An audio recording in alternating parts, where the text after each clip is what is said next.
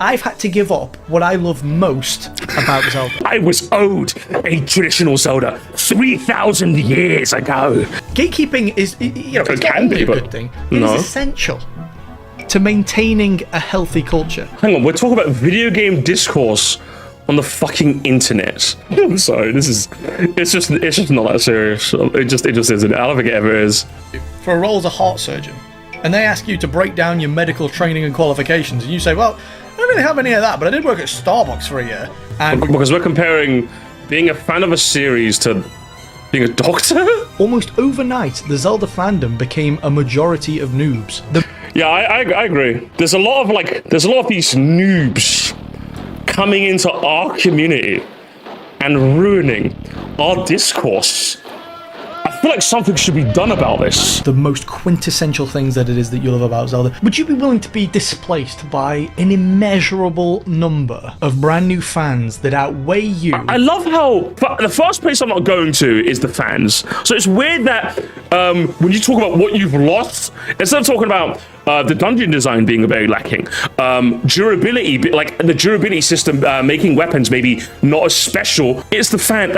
You were displaced by the new fans. We need to leave like yesterday. I'm gonna call my mom and tell her I love her after that. Gamers, we have got a super special reaction today. I'm feeling extra moody. I'm in the emo dimension. That's where I am. One of our premium submitters decided to submit something today. It's really funny because the kind of person who says gatekeeping is good is usually the most annoying person you've ever met. And I think this might be evidence of that, because Stormcast decided to submit this to my premium reaction submissions, which is, hey guys, fun fact. Did you know that you've only played, did you know that you've only played, I can't read today. Did you know that if you've only played a Zelda game, I'm going to try one more time. If I can't do it, I'm ending the stream. Did you know that the only Zelda game you've played so far is Breath of the Wild and you're not a Zelda fan? I know, it shocked me too. And when I heard about it from the creator Zinc, I was even more shocked. Here I have two videos for you, one more so than the other. Attack was a practice in a video game and a general media landscape that I personally can't understand. Gatekeeping. Video 1 will call the calm before the storm, a sort of precursor would lead to video 2. While it's a bit slow at the start and a bit salesy, I do think his overall point comes around to something that could be interesting to discuss. But it's when the second video comes around that all hope is lost. So gamers, we've got a two-part special with Mr. Zinc here. How Breath of the Wild refined but ruined Zelda. And do bearing in mind, gamers, there's a follow-up after this where he gets a bit crazy. He gets a bit crazy. Now, if you're asking me, I can sort of understand what you mean in the sense that Breath of the Wild is so radically different from what came out before. I can kind of understand you being a bit annoyed, but like, I think to say that Breath of the Wild fans aren't Zelda fans is a little crazy. Do you know what I mean? It just doesn't help you. It just doesn't help your cause. And if you're being actually earnest in what you tried to say, you're probably better just not saying it, honestly. It just doesn't work. It just doesn't work. That's the thing. It's just not effective rhetoric. And I don't know, it just makes people feel kind of hungry. And no one likes feeling a bit hungry, you know? No one likes feeling that way. So what do you think, Mr. Zinc? Mr. Zinc, are we going to take you to the clink? Is this guy just going to cry normies? Let's find out. It's greetings. Greetings. It's been a little while, hasn't it? It's been, what has it been, like a week or two, maybe? No, I don't know who you are, so this is the first time, actually. Look, oh dear. Okay. Hello, everyone. Welcome back to the Zinc channel. A channel I'd apparently completely forgotten about. It's nice to have you back. Now, today... nice to be back, I guess. About Zelda. I hear how this guy talks. Listen. Calm down, okay? We haven't even started the video yet. I'm supposed to be the evil one today, okay? That's rude. Serious? More specifically, I wanted to talk to you about something that I'm going to dub the Fracture. Okay. Very dramatic. Made it sound very fancy, it is yeah. An event that shook the Zelda fandom back in 2017 with the advent of Breath of the Wild. And it's an event that both Zelda fans and Zelda creators alike don't really talk about. So that's why I'm here today. And what year is this? 10 months ago. If you were to ask me, I feel like, 2025, I feel like we all kind of knew there's a bit of a divide. Does that make sense? If you ask me, there's a phenomenon that people aren't talking about, and there seems to be a divide amongst the Breath of the Wild fans and the rest of the Zelda fans. I feel like this is a discussion you guys would have had earlier, but Maybe it's not. I actually don't know. Do you guys have to tell me? Back in 2017, a lot of Zelda fans, myself included, saw Breath of the Wild's seismic financial and critical success and thought, brilliant, this can only spell good things for the franchise moving forward. Right? Well, at a glance, you might think so. But I, like many at the time, overlooked the cultural impact that Breath of the Wild would eventually have on the fandom, and then the knock-on effect that that fandom would then have on the franchise itself. So, let's get into how Breath of the Wild redefined, but also ruined, Zelda. This ought to ruffle a feather or two. Look at that. Oh, so many triggered opinions. There it goes. If we take a look at Breath of the Wild's sales performance, we see that it sold more than twice as many copies as what is widely regarded to be one of the best video games of all time, and the previous bestseller in the Zelda franchise, Ocarina of Time. Made even more impressive when you know, hit the dead gamers, thankfully. If Breath of the Wild is good for one thing, at least Ocarina of Time is fucking dead in the ditch. You know what? I've never been more proud to have to be on the right side of history. I've never been more happy. Hell yeah. Hell yeah. Get rid of that game. Get rid of it. Into account the fact that the 2011 DS remake of Ocarina of Time represents almost half of its sales figures. Meaning if we go by the original game alone, Breath of the Wild actually sold approximately 4.5 times more copies than Ocarina of Time. Even Nintendo were probably taken off guard by Breath of the Wild's staggering financial performance, as it was the first time that a mainline Zelda game had outsold Nintendo's main man himself, Mr. Mario. Now, some may not realise just how big of a deal this is, as often Zelda fans themselves actually don't realise just how niche Zelda is when compared to the Mario series. It is quite niche. Here are the sales figures. I think it's really weird that like people put like Zelda in like the big two. Like, ask a Nintendo fan to name the series, it'll be like Mario then Zelda. And it's like, if you really think about it, pre-Breath of the Wild, Zelda was like not even close to Mario's Shadow. Like, say if we're talking like sales-wise, and even I would say even influence-wise. I think Breath of the Wild definitely, like, not only just sales-wise but influence-wise, definitely put like Zelda on the map, probably rightfully where it deserved. You know, considering it's always like lumped in amongst the big dogs of the Nintendo series, you know. So it's interesting when you think about that. It's quite interesting, isn't it? It took until Breath of the Wild before it became like a proper like. Billy Big Bollocks type beat, you know? Thanks so much, Sarslam. So didn't critics say when Skyward Sword was reviewed after release was that the classic Zelda formula has ran its course? That is quite interesting. I was going to mention that. I was going to wait to see if he mentioned that, because I remember, now I think Starstorm like kind of corroborates this, is I remember especially when Skyward Sword came out, man, this Zelda formula, we need to really shake up the formula. I know they're shaking up the formula. No, not like that. And the worst part is, right, like, I can understand, how many years has it been? It's been like, what, 9 years? I can definitely understand why Zelda fans right now are like, okay, like, we've kind of had our fill with this formula. Can we mix it up again? Or can we, like, marry old style and new style? I can definitely understand after 9 years.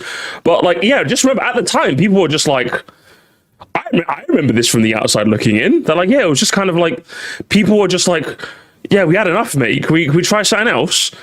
And I feel like now you can safely get to a point like, okay, you tried something else, let's try something else again. You know what I mean? I can definitely understand that. For 3 of Zelda's big hitters pre-Breath of the Wild. And now let's compare those sales figures with their equivalent games, that being the same console, similar time period. And yeah, you'll quickly see what I'm talking about. These two things are not the same. I don't think I could paint a much clearer picture of the gap between these two games, and now you see why Breath of the Wild's financial performance on the Switch was so impressive. Released 7 months after Breath of the Wild, Super Mario Remember, there was a period of time, thankfully I think it's died down. There was a period of time, you guys are going to get a bit nostalgic for this, where any time a grassy field was spotted, oh, Breath of the Wild vibes. That's how big Breath of the Wild's influence was. Forget about the numbers. Its influence on gaming was fucking crazy, man. You guys remember that shit? Anytime you'd see a grassy field, oh, Breath of the Wild vibes. I'm like, oh my god. Thankfully, I've not seen that in at least a year or like 2 years minimum. Fucking hell, man. That's how big Breath of the Wild was, man. Thanks so much, DJ. It's important to note that the devs themselves got exhausted with the old formula and wanted to change things up with bots. Yeah, definitely. And I think that's what makes this like kind of tragic, in that it's like the same thing happened with Pokemon. I've been through this with Pokemon, right? Black and White and Black and White 2 came out. Actually, I think Black and White 2 came out when the 3DS was already out. I think it did. But like I remember at the time, if anyone was around during Gen 5 Pokemon, man, Pokemon really needs to start going 3D. Pokemon needs that big splash into 3D. But what do we hear? What do we hear? Even to this day, what do we hear? Man, this should never have gone 3D. It's like, no, I remember that. Even I was like, 'cause you had the Pokedex 3D app, you had like Pokemon Dream Radar, the Stadium games, Colosseum XD, Battle Revolution. We had a taste of what Pokemon could look like in 3D for like years now. So we wanted the real thing, and obviously it wasn't it was a rough transition to 3D, I think it's fair to say. But at the time, we all wanted it. We all wanted it, man. So I think it's fair to say, like, at least from the outside looking in, the same thing happened with Skyward Sword, you know? Odyssey went on to sell 29 million copies, an impressive figure for the Switch, sure, but it marked a prodigious moment for the I wonder if he mentions that. green tunic.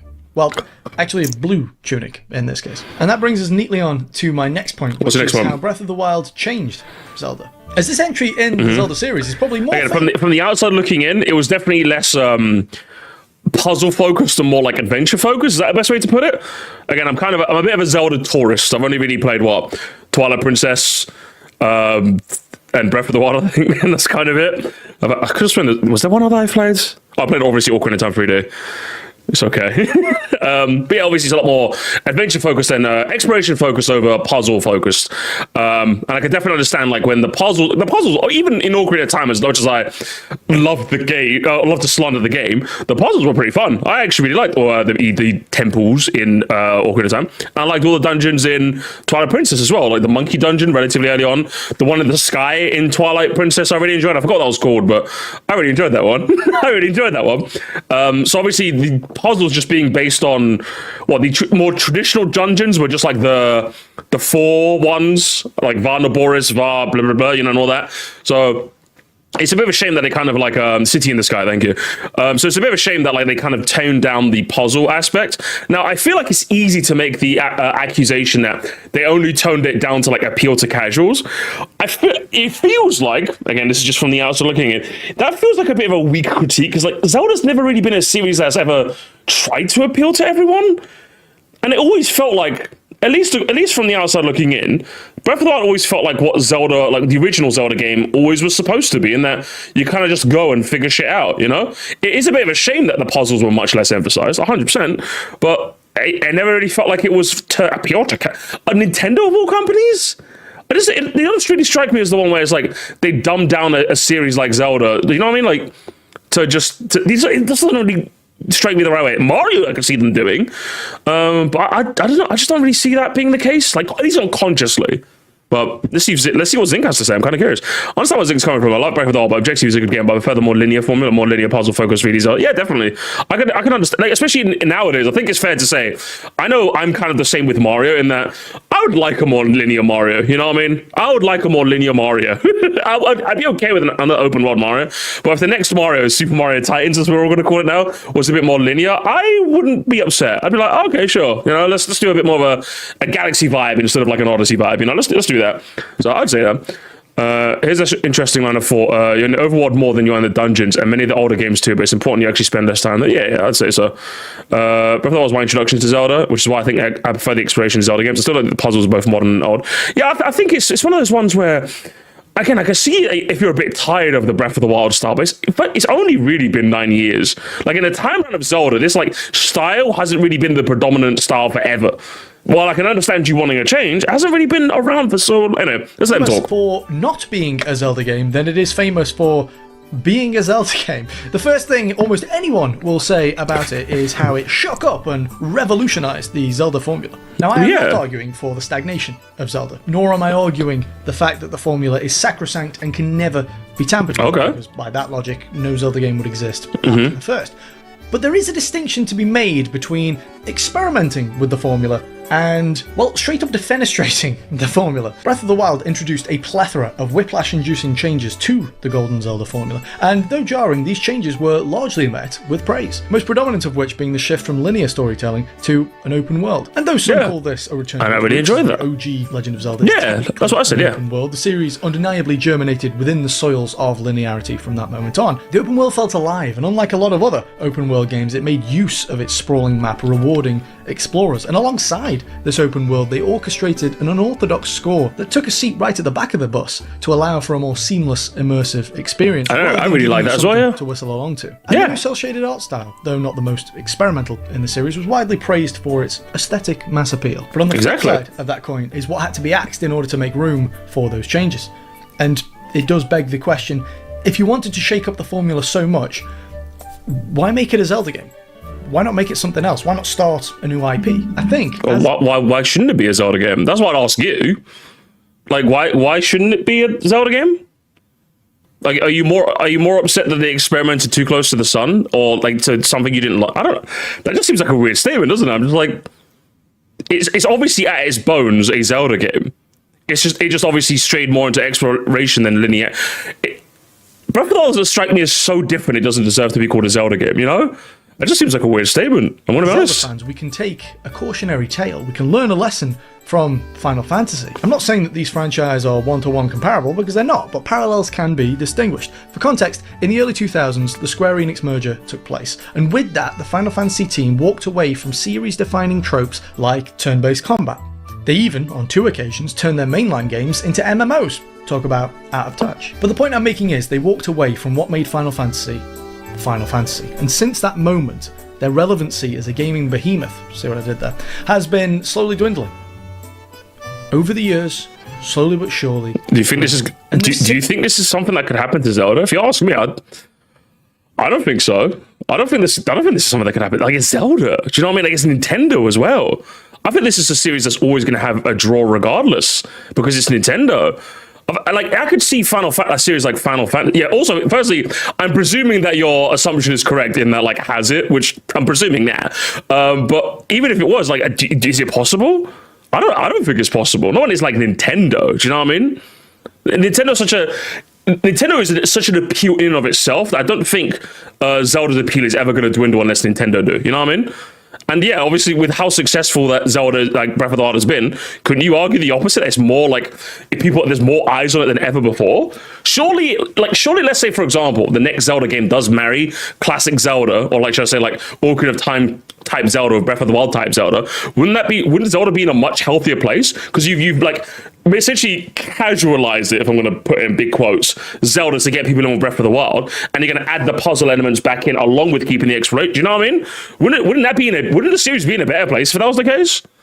I can understand if, like, say, for example, the Breath of the Wildification was like this break point where, like, every future game has to stay in that style, but we don't know that yet. It's still too early to tell, I'd say. Like Zelda, it actually has more similarities with 2D Zelda than anything. So what's wrong with them being Zelda? I don't know, really. I actually don't know. I don't know, honestly. What's it? Wouldn't that be because of the change in genre or the quality of games itself? I don't know, honestly. Is Breath of the Wild quite harder games in the series, or though not exactly casual? I think it's harder in the sense that probably the combat is, but not like the puzzles. I don't. It's a strange. Like, I understand the idea. I feel like you could maybe draw that comparison a bit more accurate to Final Fantasy. I don't know. Zelda just feels like, I think Zelda has the backing of Nintendo, which is such a big behemoth in of itself, that I feel like Zelda could constantly evolve and constantly start a fan base regardless, you know? Since been surpassed by other IPs using elements of their classic formula. Persona, for example, outsells Final Fantasy these days, and by quite a large margin. Even more recently, with the release of Clair Obscur, which has gone on to become one of the most critically acclaimed games of all time. And I know the comparisons you're making are sound. Do you think this is a comparison that compares to Zelda? I might be pausing him too soon. Is this a comparison that links to Zelda? I would say I don't think it. Again, I think it kind of fails in the fact that, like, Zelda, what's it? Breath of the Wild sold like 35. How much? How much was it? 50 hours into it myself. I can tell you that this game is exactly what Final Fantasy should be today, but isn't. Some of the devs even citing early Final Fantasy games as some of their biggest influences, and it shows. And the point I'm ultimately trying to make, what's the point? Okay, here we go. This is becoming a potential trajectory for the Zelda series. In the not too distant future, we could potentially see a Zelda-like overtake actual Zelda. And don't be as naive. Obviously we're in the realm of speculation, so obviously we don't know. You could be right, but again, I think Zelda is. I just don't think that's happening. I just don't think that's happening. I really, really don't. Not only did Breath of the Wild sell like unbelievable gangbusters, I think Breath of the Wild and TOTK, didn't they sell like combined like 50 million? So like, if we're talking like influence commercially, not going to happen. If we're talking influence culturally, no. Breath of the Wild is a generational video game. Remember, I'm using that term like that's like one of the highest bars you can ever give a video game. I'm talking like original Super Mario Brothers, Breath of the Wild, like GTA, like these oh sorry, the GTA 3. These are once in a generation video games that like define video games for like influence so many video games for like years to come. Again, you couldn't see a grassy field anywhere without anyone saying Breath of the Wild vibes. Obviously, the less said about the original Super Mario Bros. 1985 saved the American game industry, the better, right? And then GTA 3 was like an unbelievable achievement in open world gaming back on the PlayStation 3. Do you know what I mean? So like these are like generational video games. If we're talking a series like Final Fantasy that you've shown was like dwindling, then fair. But like there is no. That's, do you know what I mean? Like we're like 56 million territory, so I just don't see that happening. And even if it did, as some people are saying, I'm kind of assuming your premise is true. Would that really matter? You know, naive to think that Zelda is too big for such a thing to occur. It happened to Final Fantasy. It's happened. Pokemon Gen 1, 2. Maybe. I think when I say generational, I'm putting it like on it influenced. Like obviously Gen 1 Pokemon started the Pokemon series, obviously highest grossing IP, but obviously we're talking about games that influenced entire swaths of the industry. You remove that game, you probably remove like loads of dominoes. You know, original Super Mario Bros. I'd put Breath of the Wild up there. I'd put GTA 3 up there. The industry is not the same, like Pac-Man obviously back in the day as well, even Pong. Like these are games where like the trajectory of video games were not the same without them. I'd put Breath of the Wild. I would be as crazy to say I'd put Breath of the Wild up there. Where like the gaming landscape in the last 9 years would not be the same if you removed Breath of the Wild from the occasion. That's what I would say. To Pokemon more recently, and it can happen to Zelda too if they stray too far from the path. I have lived through this heartbreak with the Final Fantasy series. I don't want to see Zelda meet with the same terrible. Oh, it's the classic helicopter parenting, isn't it, gamers? Oh, we've heard this song and dance before. Oh no, Zinc. He's watched one of his Scrimbly's die. He can't watch another Scrimbly die. Oh man. I'm sorry, Zinc. I'm sorry you lost to the Breath of the Wild chuds. But you gotta let him go, it's over. 56 million strong, baby. Fate. Had Breath of the Wild been a standalone title, however, none of this would matter at all. This wouldn't even be a slight problem. It's like Zelda 2, all over again. It's a blip that rocked the boat a little too much, but it's okay, back on track with the next game, just like A Link to the Past. Again, you're under this assumption that, like, Breath of the Wild is a... I don't know. I don't like that framing. There's something about this framing. I don't hang on. At all. Fate. Had Breath of the Wild been a standalone title, however, none of this would matter at all. This wouldn't even be a slight problem. It's like Zelda 2, all over again. It's a blip that rocked the boat a little too much, but it's okay, back on track with the next game, just like A Link to the Past. But there's something about that framing device that I don't really like. But you can't go back on sale track after the sales note. But it's this assumption that Breath of the Wild was this like, oh, silly little thing we're going to do on the side, but we have to stay the course, as opposed to like devs wanting to explore a new frontier. You know what I mean? Like it seems like he's kind of deifying the traditional Zelda formula in a way that maybe even the devs don't care about it. You know, maybe the devs were just like, we've taken this to its logical endpoint. Let's mix it up and try something else, you know? Where like it's almost as if like, I think the DH shit, it really comes across that way. I don't know how to phrase what I'm trying to say properly, but there's something about that line of reasoning that just sounds really icky to me. It's as if like someone said to me, PLZA just feels like a blip and we're going like back to normal with like Gen 10. It's like, no, it's just like they wanted to try something different. If they want to keep with that different, then they can. But if they want to go back to it, they also can. It feels like the agency of the devs are being robbed when you say that. In that there's a track that the devs have to go on, and any sort of deviation can only be a happy, fun, la la la, and you have to keep staying on this track. That's what it's something about it that comes across like that to me. Do you know what I mean? And remember, like, as some people in my chat have said, when Skyward Sword came out, I saw the chance of Zelda fans going, can we try something different now, please? So it kind of, here's the other thing. It also kind of assumes that Zelda was in a healthy place before Breath of the Wild came out, you know? Again, when Skyward Sword came out, it might have been whether it was good, bad, you can say so. Again, I remember hearing at the time, and my chat can cooperate, that people were saying they should shake it up. They should shake it up, you know? They should definitely shake it up a bit, you know? Like, yeah, you could easily describe OOT as a blip. Was OOT a blip as well? And the next 3D Zelda should have been like a bit more linked to the past, like, you know? Like, it just feels... There's something about it that feels like it robs the devs of its agency when you make a statement like that. That's how it sounds. I don't know if that's the way I want to phrase it properly, but there's just something about that phrasing that's just kind of like... It makes me scratch my head. You know what I mean? It makes me scratch my head, like, to an unbelievable degree, you know? Like, this is way more than just a small... But yeah, exactly, like 56 million. Are we ignoring 56 million? Like, I'm trying not to be a sales Andy, but like... This is 56 million sales. This isn't like 10 million. This isn't like 15 million. 56 across those two games, TOTK and BOTW. You don't just ignore, like, even Nintendo famously doesn't go like, oh, this didn't sell 2 million, therefore we're not gonna... You don't ignore numbers like that. And with a reception like that as well, with an influence like that as well. You know, like, I'm just like, it's condescending. There's a lot of things, but either way, let's continue. But, of course, we all know that this was not the case.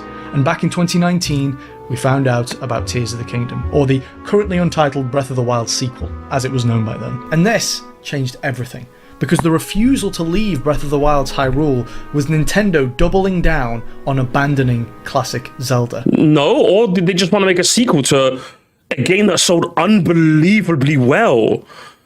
Again, it's this framing device that I just don't understand. Like, do sequels just not exist anymore? What was... Nintendo announcing Galaxy 2, them straying away from the Sunshine formula. Or should I say the course clear? Oh my god, you can say the same thing about Mario Galaxy 2. When they announced Mario Galaxy 2, that was them making a statement that they were abandoning exploration sandbox 3D Marios. And then obviously, what happened years later? Like, we got Odyssey. It's like, oh. About that. You know what I mean? Like, I'm just like, what strange thing to say. And remember, like, even though 9 years feels like it's been a long time, like, how many mainline Zelda games have we had since Breath of the Wild?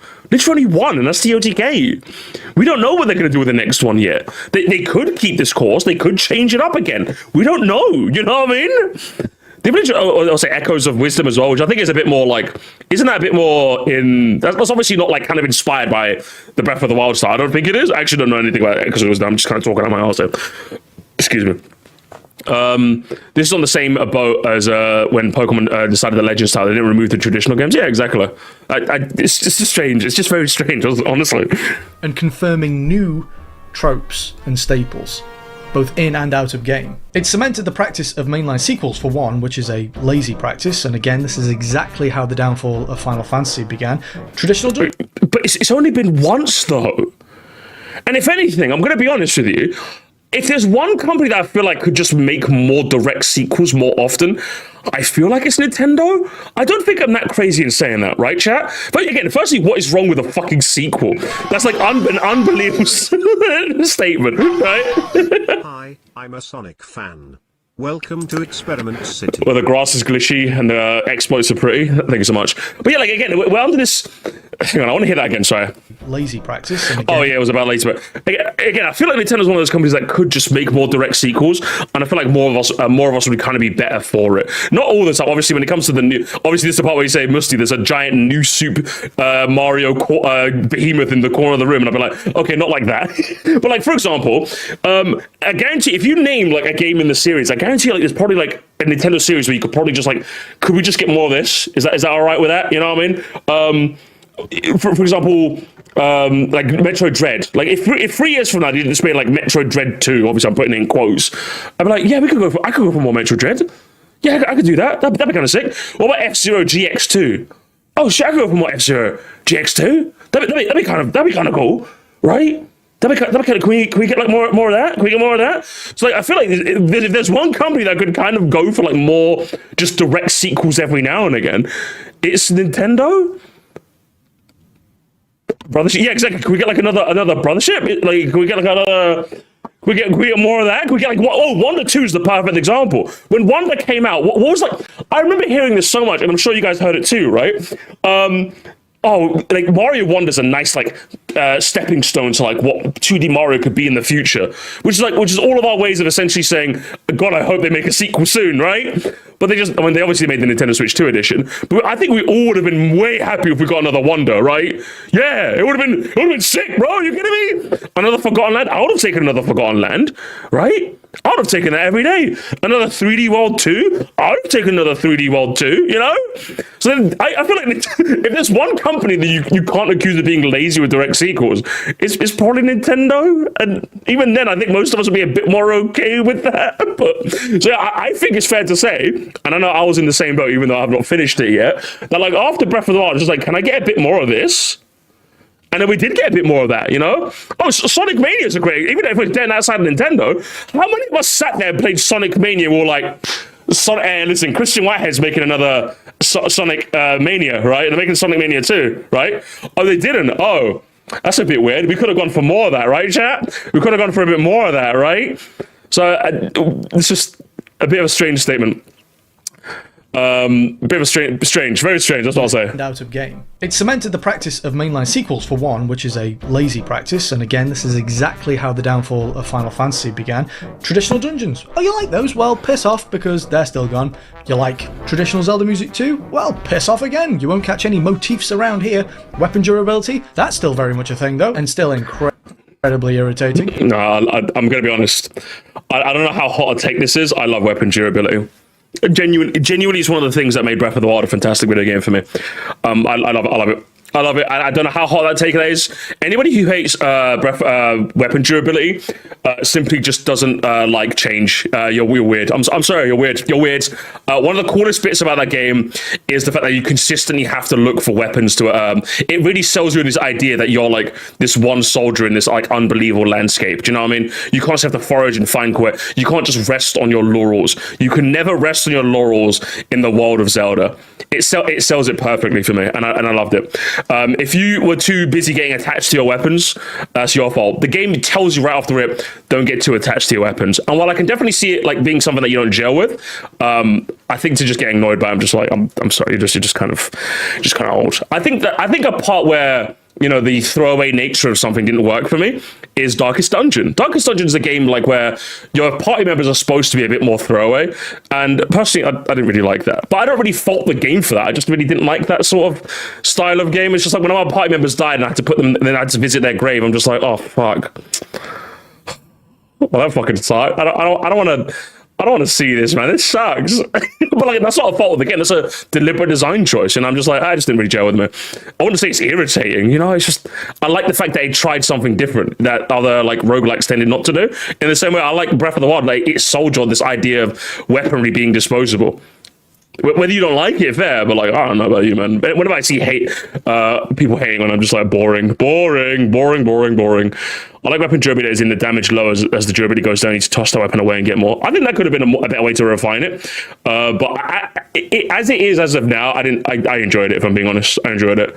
The towers are still a thing, they just look a little bit different. The shrines are still a thing, they just look a little bit different. Korok seeds are still a thing, but they look exactly the same. Now some of you out there will be saying, brilliant, fantastic, sign me up. And that brings me on to the next point, which is you. What about me? Fans. Hello. In almost every instance, Hello. The majority of an audience for any given product, whether it be food, entertainment, sports, whatever it is, the vast majority partaking in that given thing do not care about the quality or content of Hang on, sorry. One more time. I was kind of zoning out, my bad, sorry. The majority of an audience for any given product. The fans. In almost every instance, the majority of an audience for any given product, whether it be food, entertainment, sports, whatever it is, the vast majority partaking in that given thing do not care about the quality or content of that product. They are simply there for the act of consumption. They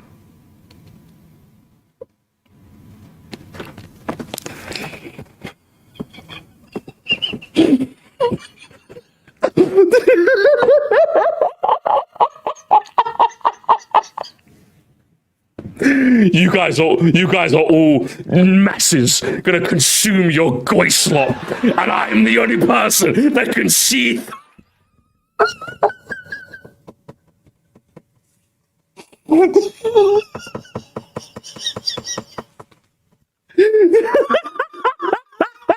I'm sorry.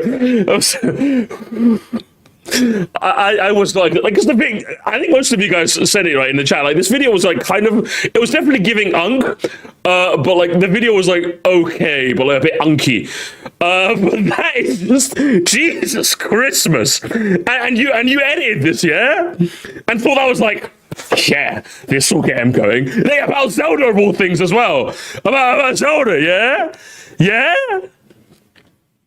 Crazy work. Crazy work. That's what I'll say. Now, is it fair to say that there's I would say like a casual. Oh, give me a second. Then. Give me a second. Let me finish my thought. Is it fair to say there's a casual consumer base of like any like mass-produced product that like don't think about on a deeper level? It's a simple case of I liked it or I didn't like it, and that's it. Yeah, sure, but like. I think when you say that in such a pretentious way like this, I don't know how you thought anybody would ever agree with you.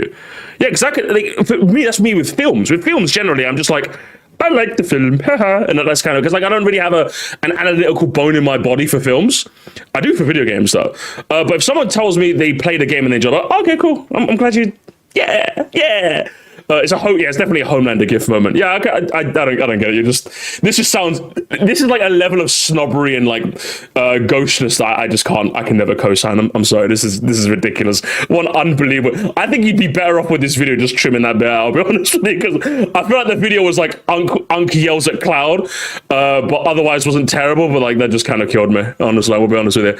Are you pissed if Mario went down to Pokemon quality? But that's because Game Freak are lazy though. But the windows, the trees, the buildings. Yeah, like everyone's an idiot but me. I want to hear that again. Entertainment, sports, whatever it is. The vast majority partaking in that given thing do not care about the quality or content of that product. They are simply there for the act of consumption. They are the consumer.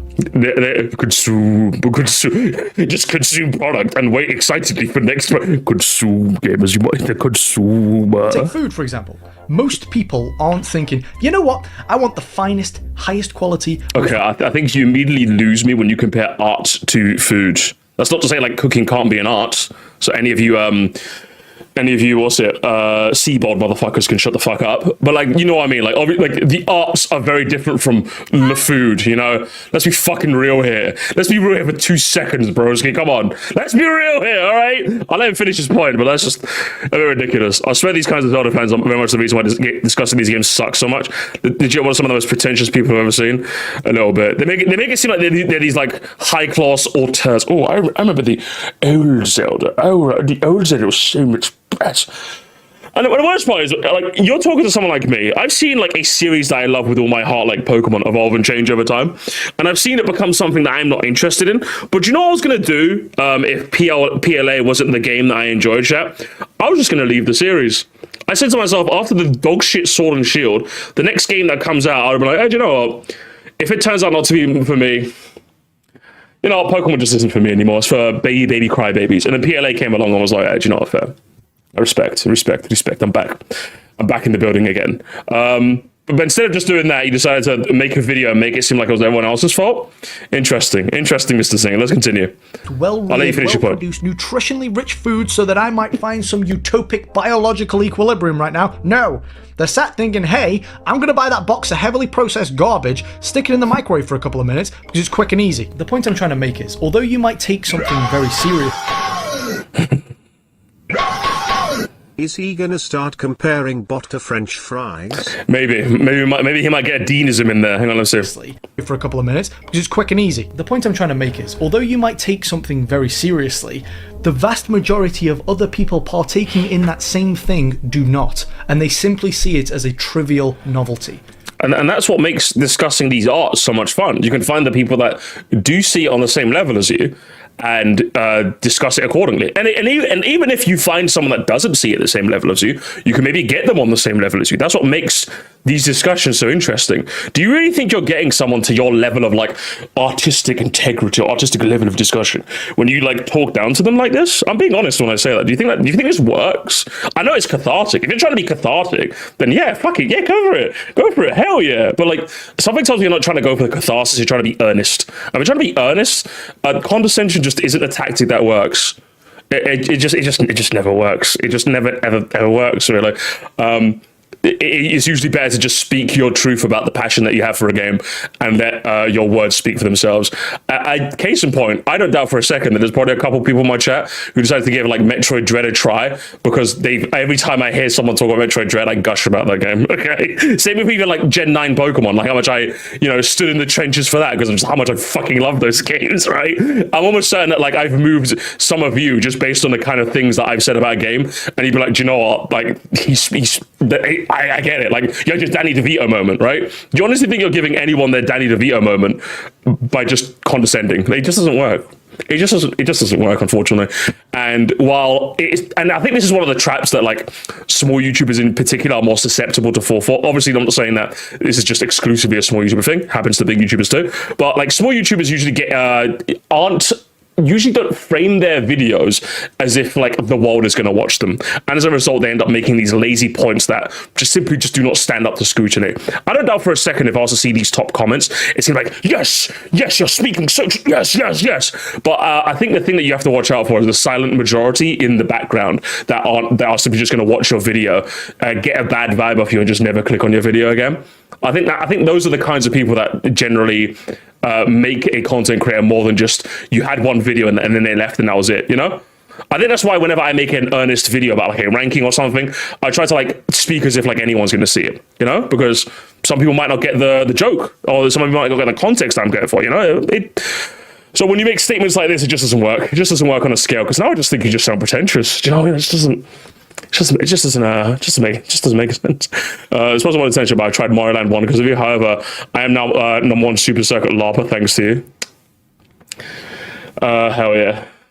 Bro's mic's not working. Guys, my mic's working just fine. Give me a mic check. And the Zelda fandom is no exception. Because when I refer to the fracture, I'm not referring directly to Breath of the Wild or Tears of the Kingdom. I'm talking about the fandom itself. To refer back to Breath of the Wild sales figures, going by these numbers... Thank you, chat. Chat was trolling me. Chat, refresh your stream, okay? You're trolling me. Because when I refer to the fracture, I'm not referring directly to Breath of the Wild or Tears of the Kingdom. I'm talking about the fandom itself. To refer back to Breath of the Wild sales figures, going by these numbers, more than half... Audio's bugging out? Since when? When's it bugging out? Refresh your stream, okay? It's your fault, not mine. On my end, I'm fine, okay? Leave me alone. You're lying to me. I'm talking about the fandom itself. To refer back to Breath of the Wild sales figures, going by these numbers, more than half of the gamers playing Breath of the Wild had never played a Zelda game before. Up until 2017, the Zelda fandom had maintained a fairly balanced share of casual and hardcore fans. For argument's sake, let's just call it 50-50. So when Breath of the Wild drops, and you add... Let me guess. All the casuals just came in and are ruining your game. Oh! All these casual badgels are coming in and they're ruining your game. That extra 100%, maybe more, of players who have never played a Zelda game before. Almost overnight, the Zelda fandom became a majority of noobs. The mean knowledge of the... Sorry, noobs in 2025 is crazy work as well. I'll be real with you. It's that's a little crazy. Secondly, hang on. I just want to what's it? Guys, hang on. Let me 100%, maybe more, of players who have never played a Zelda game before. Almost overnight, the Zelda fandom became a majority of noobs. I agree. There's a lot of these noobs coming into our community and ruining our discourse. I feel like something should be done about this. I feel like we should really stick it to these noobs, because there's something about them that's just a bit not like us. Something about them that's a bit unpure. Something about them that needs to be purged from our community.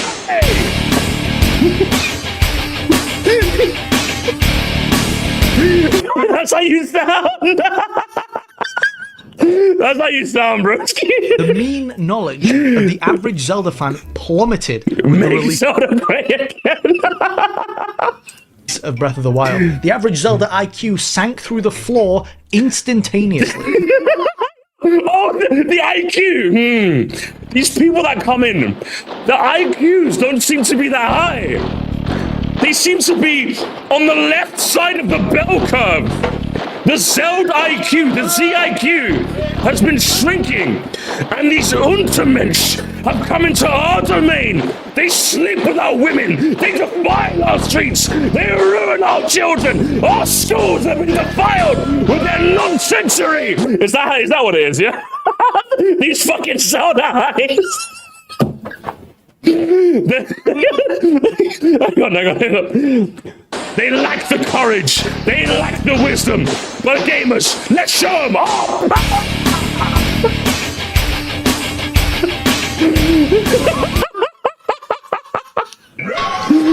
Oh man. Musty, be careful, you can get pwned for saying that. I'll be fine, don't worry. Meaning that the Zelda fandom is currently overrun with mouth-breathing window lickers.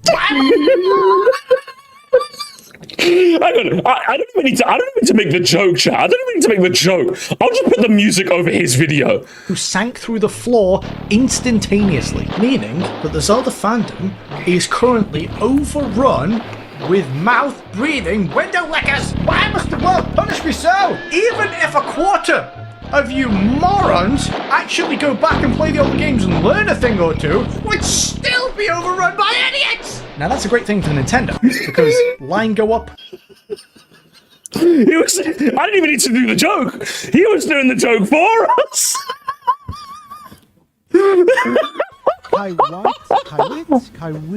I can't pronounce it. Jesus Christ. Raised fist in Hyrule power! Hyrule power! Send these noobs back to Goron Village! Shot go up, stonks, bing bang boom. Whoa, hang on. For Nintendo, because line go up, chart go up. Oh, hang on. Look at the little Elon with those hand movements there. Whoa, gotta be careful. Gotta be careful, broski. What the hell? What's happening there? Mate? Calm down. Line go up, chart go up, stonks, bing bang boom, lots of sales. Brilliant, job done. But for us, fans, we're not in it for the money. We're in it for the product. And so we have to ask ourselves, at what cost? What does it cost us, the real fans, to now... I don't even need to make the joke, gamers. I don't even need to make the joke. What cost? What does it cost us, the real fans, to now accommodate this majority of casuals who know essentially nothing about Zelda other than just Breath of the Wild? Because yes, if you have only played Breath of the Wild, you are not a real Zelda fan, you are just a Breath of the Wild fan. That is how that works, by the way. And to answer the question, at what cost, for us, the real fans, well, for me, I went through the bother of doing a bit. I didn't even need to do a bit. This is unbelievable. I don't know what to say. Okay, that might get me pwned. You calm down, Camp. You calm down. I'm pulling my collar. Now I'm getting uncomfortable, man. I'm getting uncomfortable, guys. What the fuck? Is he gonna round me up? At least, Breath of the Wild, you are not a real Zelda fan, you are just a Breath of the Wild fan. That is how that works, by the way. And to answer the question, at what cost, for us, the real fans, well, for me, at least, the cost I paid was a combined total of almost 13 years waiting for 2 games that don't contain at least 3 of the things that I, and many others, love most about the Zelda franchise. Didn't they release... Okay, correct me if I'm wrong, chat. In between these games, wasn't there also, or at least not in between, there's like one here and then one here, I think? Don't you have Link's Awakening DX and Echoes of Wisdom? So they're obviously still making a bit more like... I say making, but like you can still get like your fix, so to speak, of Zelda if you mean to. So it's like, excuse me, because of Wisdom or something. Yeah, but like so it's not like, so the assumption is they've completely abandoned it, and Skyward Sword HD. Yeah, so it's not like they've completely abandoned the classic style. Obviously, I know 2 of them are remakes, obviously, but it's not as if like they've completely left the classic formula high and dry. They still obviously have it in their brain. So who's to say they couldn't always go back? If that makes sense. If that make if for example, now now obviously I think the question you asked me is how long do you have to wait? How many games should it be before like the formula's gone? I don't think two's the answer, right? Especially when one's clearly a direct sequel to the other. I feel like having this sort of rhetoric is like the classic formula's dead. I think that's a bit, like I think if it's fair for a Pokemon fan to say like 2D Pokemon is dead. Because like it's been 13 years. It's been how many gens? Like it's been like 4 gens now. Yeah, like 2D Pokemon is dead. They're, like Game Freak, at least Game Freak. I don't know if they might outsource it. Like 2D Pokemon is not happening again. At least not in a Game Freak sense. So I think that's fair to say. But I'm just like, to say this about Zelda when there's only really been 2 mainline games, or like 2, like, shall I say, these types of games. I don't know, man. It just feels it feels like we're over egging the pudding a little bit, especially when it comes to your your stance against the casuals, should we say. That being linear storytelling, traditional dungeons, and traditional music. So to placate Nintendo's bottom line and a majority of casual gamers, I've had to give up what I love most about Zelda. I was owed a traditional Zelda 3,000 years ago. I was owed this, gamers. I was owed the rights to Zelda. I had to give this up to make room for you filthy casuals. It was our birthright.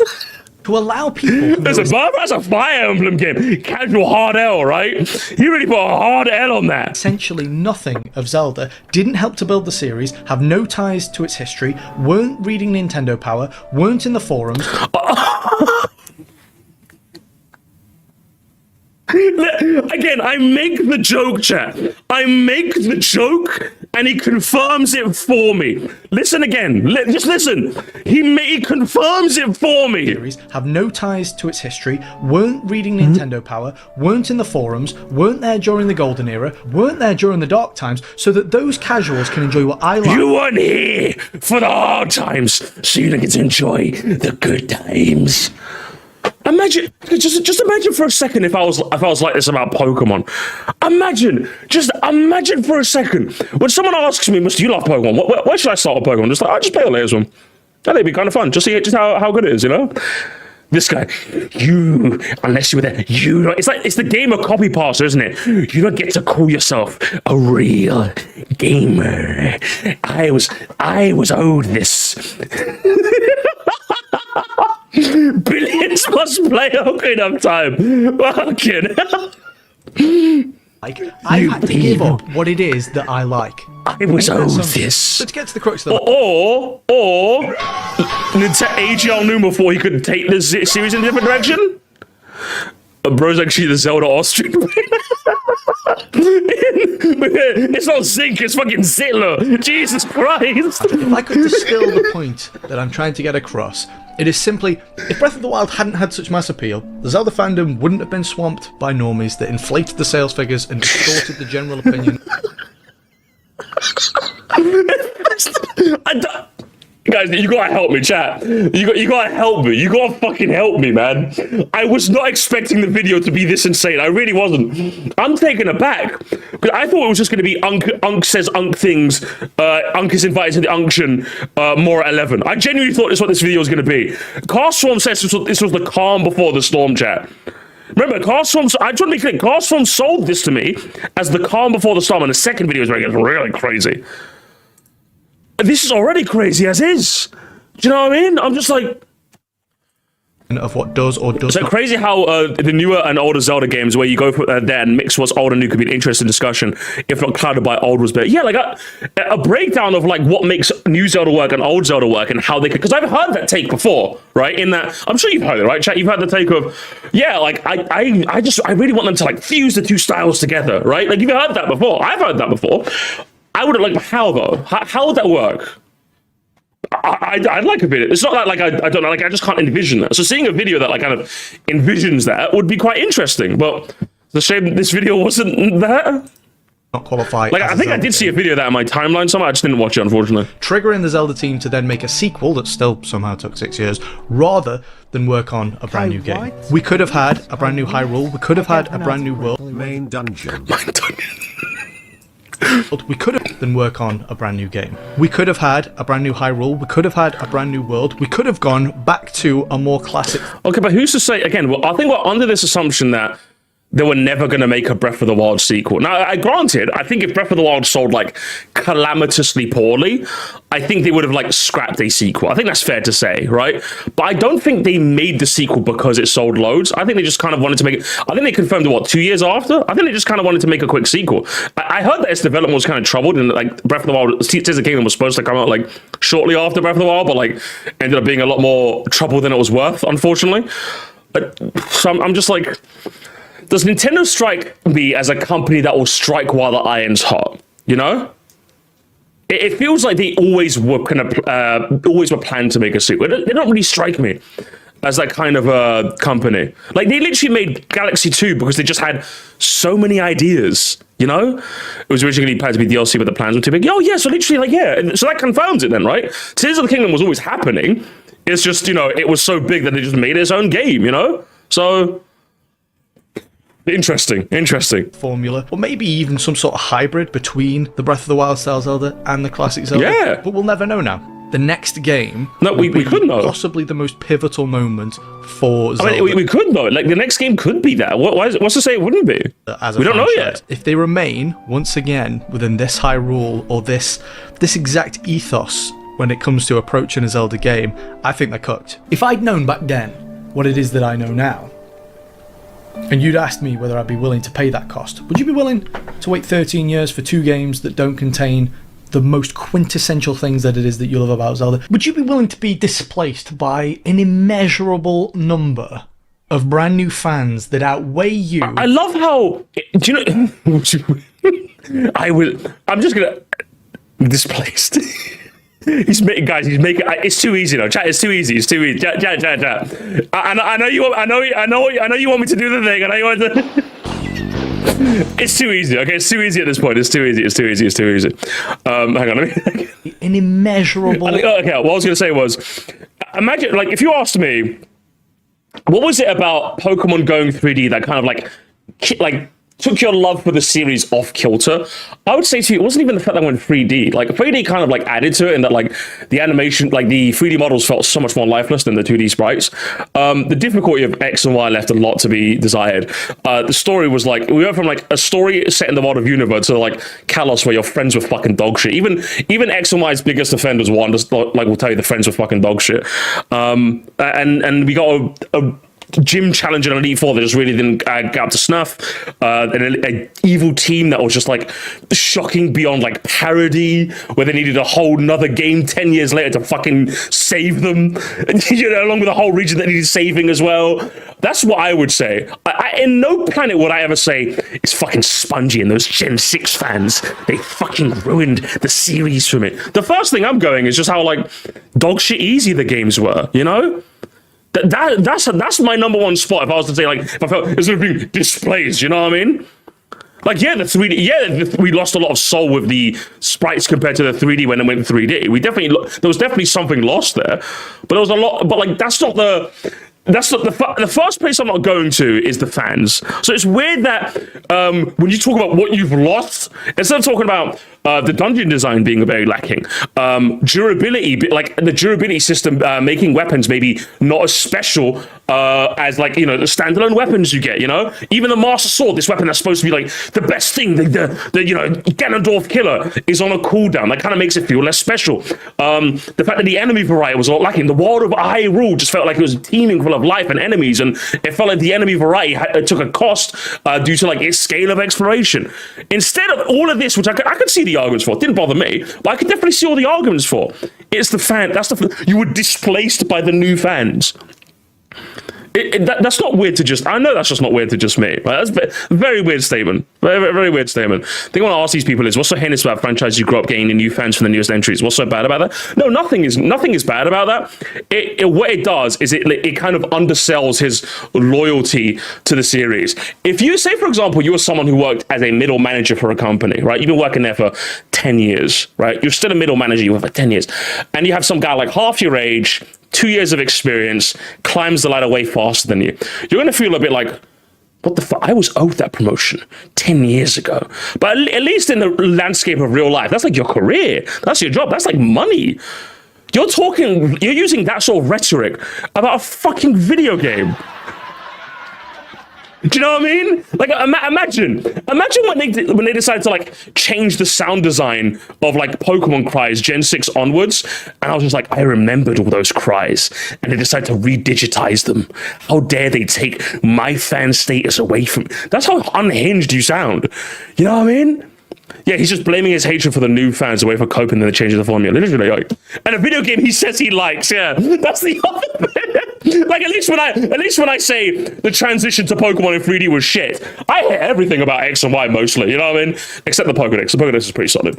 What number of brand new fans that outweigh you and replace 30 years worth of fandom overnight? Would you be willing to pay that cost? The answer would be no. Not under any circumstances. Categorically, no. Would you?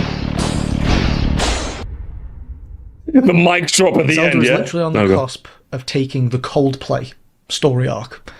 You know, the Ed Sheeran story arc. That being, you know, you start off with something a little different, a little quirky, a little bit niche. It's nice. You know, then you suddenly get a big taste of success. And before you know it, you know, you're selling pop EDM to a bunch of crying man babies holding glow sticks. Yes, Coldplay sell a lot of tickets, but no one, not one audiophile, not one producer, musician, no one deeply interwoven into the fabric of music would ever suggest to you that you simply must check out the latest Coldplay album. Oh, I just don't want Zelda to. That's it. That's it. Interesting, gamers. I had a fan say this to me earlier. By the way, like also the other day on Twitter. Hang on, let me show you guys. I had someone say this exact rhetoric to me on Twitter when I tweeted out that I was gonna be streaming with Shifrillis. And they said, no, we have to keep you niche and underground, Moresty. No. And you know what I tweeted back? I tweeted back this. Imagine AGL Numa's basically tweeting this back at you, broski. Take the hint, okay? Take the hint. Zelda's not for you anymore, okay? Zelda's not for you anymore, broski. Let's have a look at the comments, shall we? I can't wait for all of the... Oh, I love it. Yes, we have to start gatekeeping, Charlie. We have to start gatekeeping, I can't wait. I guess, it's already... It's already started, gamers. It's already started. How can this officer so controversial, yet so true? People don't play Breath of the Wild aren't Zelda fans, they're Breath of the Wild fans. I normally don't like gatekeeping the franchise. This right here is why I like it. Yeah, exactly. I don't normally like being racist, but that group over there... Interesting rhetoric, Mr. Zinkler. Interesting rhetoric. My biggest annoyance is that Link is right-handed. Yeah, wasn't he always left? I didn't think that was a bit of a weird choice. I agree. I've said this before, I'll say it again. Gatekeeping is not only okay, it's necessary. For Zelda, though? Are we being serious? Like, I think gatekeeping can work in certain places, but I'm just like, over this? Like, this is not... This is like, if Alfonso starts gatekeeping over Resident Evil, I'm like, you're not fair. This though? That's a down chungus for the pair of you, okay? exactly this. Everything Zinkler just said hits the nail on the head about how I've been feeling about the Zelda series lately. It's like they've taken the soul of what makes the old games magical, the music, the story, the emotion, the atmosphere, and just scattered a few diced up pieces into this new open world formula and pretended like it's still Zelda. I will say I don't really like the way they do stories. I don't like the way they did the story in Breath of the Wild, if I'm being honest. Where it was just like a bunch of flashbacks. I felt like it should have been like a bit more than that, if you ask me. I do like that. There's more to it than just that, obviously, but like, it would have been nice if there was a bit more, you know? There's a bit more meat on the bone. I would have liked it too, but you know what? Breath of the Wild aren't bad games, but they're awful Zelda games. And honestly exhausting to watch the series drift further than what makes it so special. Thanks for putting into words, Zink. You spoke for a lot of us real fans. Fucking hell, mate. Fucking hell, Raf. I don't even know what to say. Dude, how do you do it? This video speaks to me on so much level. On Final Fantasy and Zelda, you just say my exact sentences are put in a video, but it's the British accent. It's the English accent, honestly. No, it's true. It kind of gives you like a 10% buff to like your how eloquent you sound. Just because like a lot of this website is American, so they hear an Englishman with received pronunciation, and all of a sudden it just sounds a lot more authoritative. It reminds me of the BBC. Welcome to Sir Moresty. This is BBC News. Has Zelda really fallen off? I really feel like the series just isn't what it was meant to be. See, if I sound like that, it just sounds a bit more hoity-toity, doesn't it? It sounds a bit more like real. It sounds a bit less, what is up, guys? And a bit more, is Zelda really the series was meant to be? I could turn it on when I want to. I just don't, because I'm not cunt. Basically, we have to make the OG Zelda formula a spin-off series. I mean, who's that? Okay, would that be a bad thing, though? Okay, would that be a bad thing, though? Would it? Because, like, let's say, for example, I think it's fair to say now with Pokemon, for example, they're kind of taking the open world style of SV, and like that's kind of what Pokemon is now, right? I think that's fair to say. But let's say, for example, they took like, you know, the classic 2D Pokemon and made it like a spin-off game. Let's say they did like BDSP but good. Let's say that, for example. Let's say they did like Ilka did like remakes and like other Pokemon games, but like the top-down, you know, style of old Pokemon games. But the main series was kind of like Game Freak doing like SV style games. What would be bad about that? Like, what would be bad about that? Two cakes. Funny story, I found this video months ago before Cast asked about it in a passing conversation and, yeah? Yeah? So what, did Cast steal your glory, yeah? Classic. Yeah, why do people act like spin-offs on lesser games? I don't get it. Especially coming from a Pokemon fan where, like, speak to any Pokemon fan. Pokemon fans love their spin-offs, bro. Honestly, you could probably get into a bigger conversation with a Pokemon fan about spin-offs than like the main series. Like, you'll get into a war between the fucking XD should have a sequel. No. PMD2 needs a remake. Rogue Ranger was my childhood, and I need another game. Guys, Pokepok, shut up, you. We're not talking about you, guys. Pokemon Translate was the coolest thing. Like, you know what I mean? Like, you could get through a longer. So, you know what I mean? I'm just like, if like the classic, you know, red and blue type formula up until Gen like 8, so to speak, was like a spin-off thing, I wouldn't care. You know, I mean, holy shit, 2 gigs. So I don't get this comment. It's just weird to me, man. And then what? Recently got Pokopia as well. That game hitting like crack at the cozy community. Crazy work. Smells like a smaller budget, so I get the sentiment. I get the sentiment, but like, unless you could, it's one of those things where I'd be for it to see how it pan out, then I would be against it. You know what I mean? It's like a 2K. As long as they're like equally-ish sized, then I'm okay with that. Gatekeeping is sometimes okay. Sometimes more like it's bad. Oh, fucking hell. Oh. I'm telling you, it was that Hell March music. It ended up recruiting a bunch of them, didn't it? There's a bunch of recruits in here. Oh. Always okay, necessary. Not always okay, but definitely say like 80% of the time. I'd say more like 20. There is an instance where sometimes you need to hold those gates. But this isn't one of them. Oh, this isn't one of them. The Coldplay was so real, hunk. With Almuno seeing no value in traditional Zelda outside nostalgia and him believing the formula to be the superior replacement, I have a feeling we might just be waiting for a Pizza Tower moment. Although I imagine it spiritually succeeding traditional 3D Zelda would be much more difficult than Wario Land. Here's hoping some indie devs can make it happen. If anything, doesn't that just go to show that like you're kind of on like the wrong side of history? if Aonuma says this is kind of how I envision Zelda going forward, then he's kind of essentially admitting to you that the classic Zelda formula as you kind of knew it, it's kind of like they feel like it ran its course and they couldn't just make another one, you know? That's what it sounds like to me. Like, essentially, what you're asking is you're asking for Nintendo or Aonuma as like the director, essentially, to make a formula type that he's not interested in making anymore. And yeah, if games like Tunic and what have you can like pick up that mantle, then why not? Why not? I think that was a game that Retro Sofa like reviewed recently that kind of had that Zelda inspiration. Oh no, go hit up the Retro Sofa. He'll tell you what's up. Zig, my guy, my dude, even though I generally go most of controversial takes, I always appreciate the fact you present in a balanced and pleasant way. I don't know what's so balanced about this. But brother was about to resurrect start the Fourth Reich with the way he was speaking. Good lord, balanced, yeah? Balanced. According to him, like anyone who got into the series via Breath of the Wild is it a fan, which is insane to me. What an insane statement. Imagine if someone just played like Metroid Prime 4 and they really loved that. I'd be like, you're not a real Metroid fan though if you're not playing the 2D ones. Sorry. I'd sound ridiculous, wouldn't I? I'm like, crazy work. As a Pokemon fan, first time. What's this timestamp?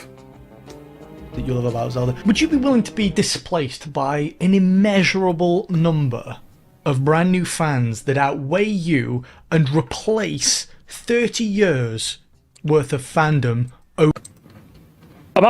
I'm sorry, you're comparing this to the scrimbly bimbly little baby game? The baby game, yeah? I'm bearing in mind, chat. You know me. I'm a Pokemon fan. I'm a Pokemon fan through and through. It was always a game targeted at babies, bro. Like we all Ben know this. With Zelda, like it's a bit more understandable because those games were never targeted at like, you know, little children. It's kind of meant to be kind of like for all audiences. Pokemon kind of is though. Like what do we? It's literally a kid's game. Crazy work, brother. Crazy. That's a down chungus if you ask me. I love Pokemon with all my heart, but like I'm not expecting it to like challenge me or like present any new crazy ideas. I like collecting the funny haha creatures. All right, it makes me feel the nostalgia in my belly. I think the explanation for why Breath of the Wild is a Zelda game and not part of a new franchise is because of the team that made it. Zelda team was tasked with making a new Zelda game. They get creative with new ideas, but if they don't give it the Zelda title and put the link in it, they'll not be doing the job the way they were supposed to. It'd be a lot harder to get permission to make a whole new franchise. Then Nintendo would need someone else to make a new Zelda game, or not release a new Zelda game at all. The success of Breath of the Wild mostly overrides any concern that Nintendo may have had about losing the identity of the Zelda brand. Also, I'm not sure how the Zelda team had much attention to the old style of Zelda games from an artistic perspective neither. And I can understand how they would go about making something slightly significantly different after years of making the same games without changes to the core gameplay. Wow, someone that speaks common sense. Where's his heart, gamers? Nowhere to be seen. Yeah, that's why, like, if Aonuma, I can't say for sure if that Aonuma quote is real, but if Aonuma said that he doesn't see a future with the traditional Zelda series, yes, because he did all he could. He felt like he took it to as far a point as he could. Nothing wrong with that, eh? Link being canonically right-handed in the highest scoring Zelda games always pissed me off. Yeah, that was a bit weird. He was always left-handed. I always thought it was a bit weird. Reusing the map was the nail in the coffin. The call out to the fandom was on point too. Yeah, because the fandom listens, don't they? It always just sounds so gauche to me. It really like it just feels like, do you really see yourself as like a freedom fighter, like on your soapbox talking to the masses? Like when I like to think that I do a good job that, like, when I'm addressing people in my video, I'm addressing the people that will watch my video and not really anyone else. You know, like, for example, I think the best example is when I talk about like the whole Nintendo Direct thing, right? Now, there's been a couple people that come to me and say, I think someone did literally yesterday on a stream, Misty, what's going on with this Nintendo Direct discourse? Like, what's the real take? And I'm just like, yeah, as annoying as these fucking nitwits are, it would be like, considering there's a lot of stuff that Nintendo's yet to give us more details on, I think we could use another Direct. Do you know what I mean? I think we could use one. So don't let the annoyance of the masses, so to speak, the hype beast, ruin your enjoyment of the Switch 2 and your perception of what reality is, you know? Because I'm talking to you, the person watching this one. I'm not trying to make this like big claim of like, yeah, like I'm directing the community and I'm saying what's like. It always just comes across as very strange when people do that, because like it's never going to happen. If any statement you're making starts with the fandom or the people, I'm just like, it's never going to like. No movement has ever gotten like off the ground by like we all, because not everyone's going to end up doing anything. Like, you can only hope for the people that you wish to speak to are going to do something. It's just ineffective rhetoric, if I'm being honest. One of the most painful things about playerdom dilution is the amount of comments on videos critical about the wild style games, insisting that linearity is inherently outdated or bad, and we're incorrect for not enjoying open worlds more. It's not enough for them to overrun our fandom spaces. They can't even let us disagree in peace when Nintendo is on their side. I would say if you're now, don't get me wrong, obviously when a fandom like gets a lot bigger, you're probably dealing with like inherently stupider conversations. But I can understand the frustration behind that, but when you say overrun, this language is just so strange, isn't it, chat?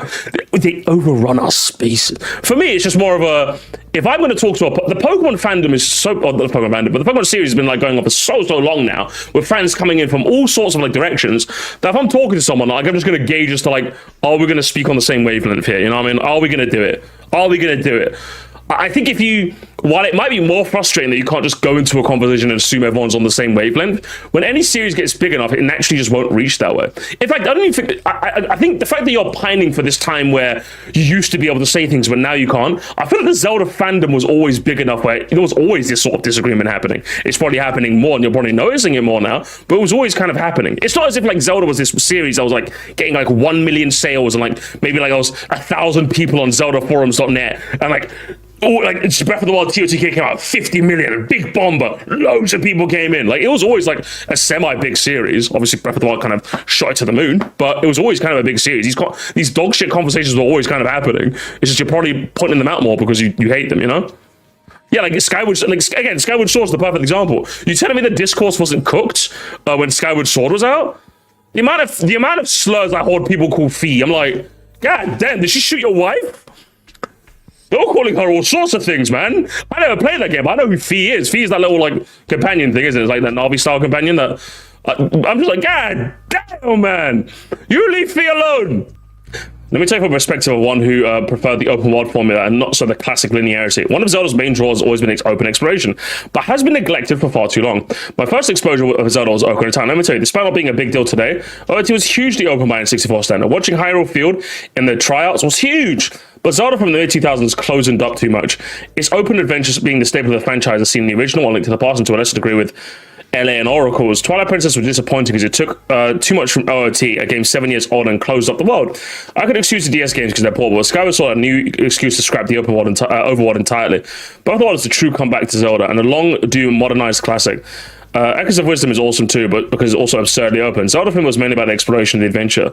Oh, an interesting new perspective, huh? This is someone who played those older games and were like, yeah, just kind of like how the newer games kind of emphasized exploration over linearity and like puzzle solving.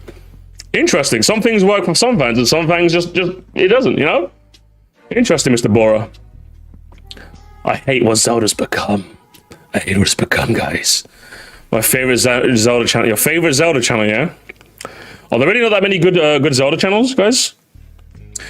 Linear story, traditional dungeons, traditional melody tunes of music, level gating by using traditional items. That is the Legend of Zelda to me. That's the Legend of Zelda to me. Not to any of you plebeians. Not any of you plebeians, guys. Not any of you normies. Any of you normies. Normal Zelda doesn't exist anymore. It doesn't exist, guys.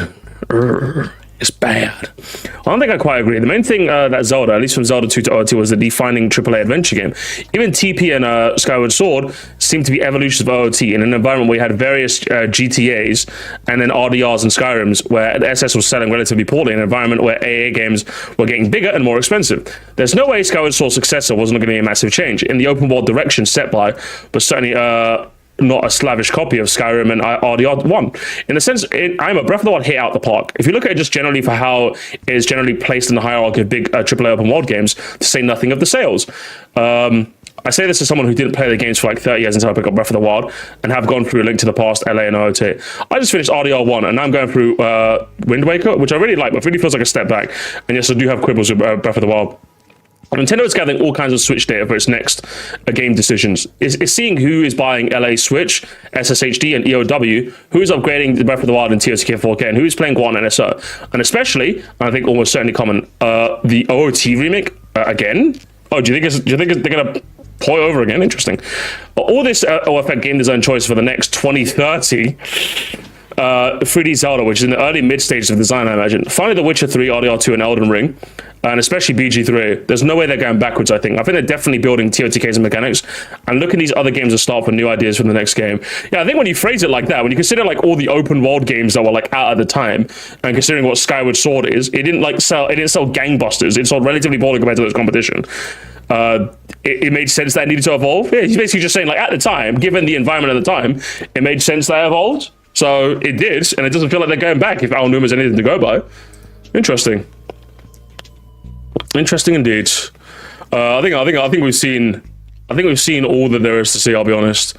I will say it's a bit weird that Link is right-handed, and it would be nice if the music got a more chance to shine in the future Breath of the Wild style Zelda. But either way, Zinc, I think we've seen part one of this chicanery masterclass.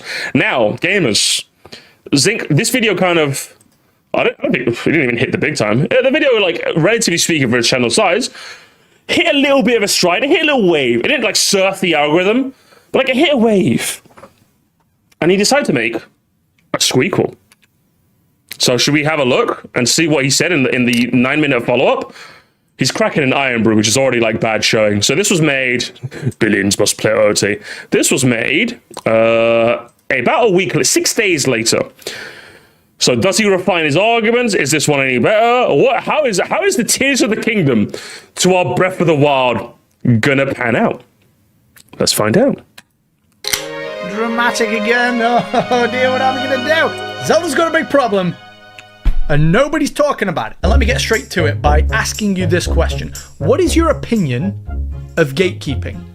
I think it is necessary in certain instances, but I think overall, I think the internet as a large, from my personal experience, tends to use it in a way that's more harmful than it's more productive.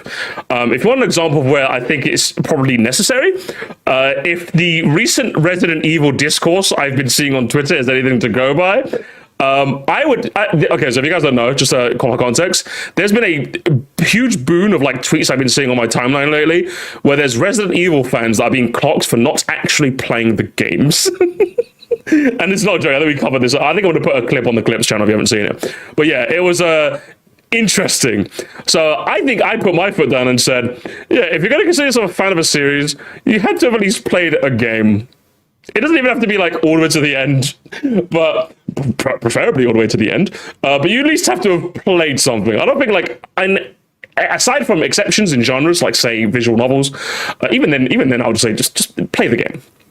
Play the game, and then you can call yourself a fan. Any game. If you're someone who played Metroid Prime 2, I consider you a Metroid fan. If you're someone who played like, I don't know, fucking Pokemon Platinum and you really like that, you're a Pokemon fan. But if you're just someone who watches Pichao do Nuzlocke, I'm just like, you like watching a guy tell a story via a video game.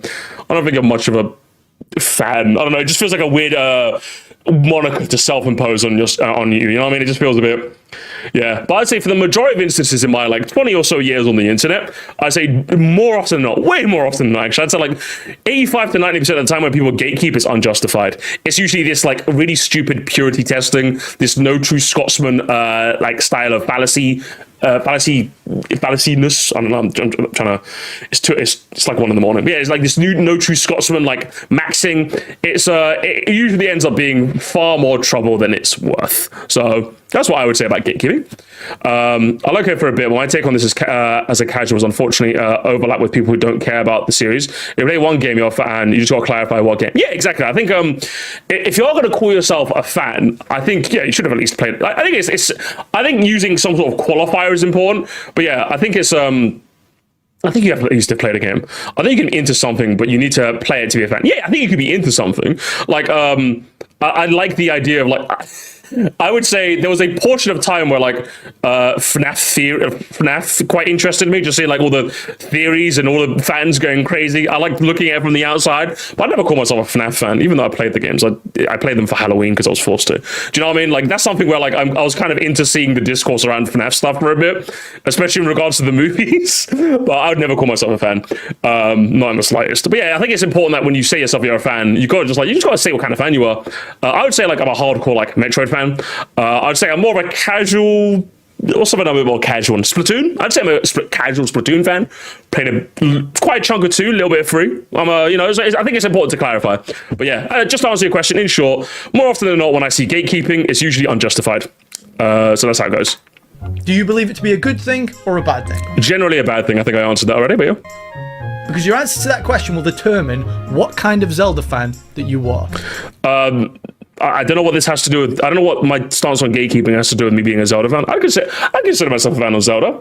I played like traditional Zeldas and Breath of the Wild style Zeldas. So I think I've played both. I've had both pies. So I don't know what that has to do with it, but sure. Cue the Civil War clip. I'm just saying. Just what? Well, you're American, okay? Okay. Well, what kind of American are you? So what kind of Zelda fan are you then? Guys, he's making the joke for me. Crazy.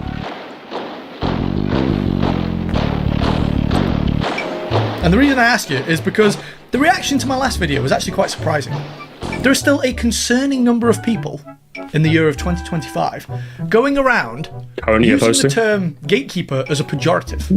Well, I think it's a valid pejorative. I think it can be. And I think it's fair to say from your last video, you are unequivocally being a gatekeeper, yes. You were saying to people that because you've like gone through the trenches with Zelda, you're kind of owed the fandom a lot more than these noobs are. Like you literally, like, I think you are the quintessential example of a gatekeeper. Like no joke, I think they could, if you need an example of what gatekeeping is, I think this is a 12-minute and 36-second dissection as to what a gatekeeper is.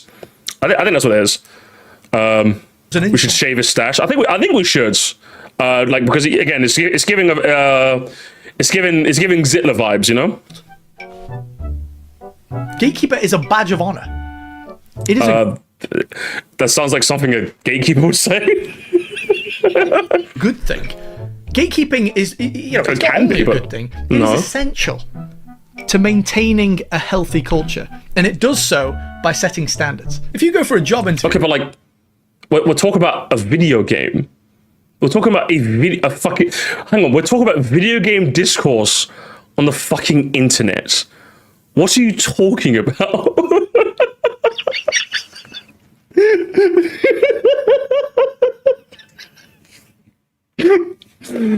I'm sorry. It's just not that serious. It just isn't. I don't think it ever is. For a role as a heart surgeon, and they ask you to break down your medical training and qualifications, and you say, well, I don't really have any of that, but I did work at Starbucks for a year. They're going to turn around and say, well, we're definitely not going to give you the job. And because we're comparing being a fan of a series to being a doctor? You're going to continue to look for someone who meets our requirements. That is a form of gatekeeping. And thank God it exists. Oh, this is a false are we doing a false dichotomy? This sort of thing? I don't think that's the Mr. Zinkler, I don't think that's the Mr. Zinkler.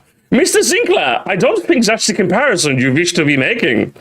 Because if it didn't, the next time you go in for a minor medical procedure, you could leave with a half-drank frappuccino transplanted where one of your perfectly healthy kidneys used to be.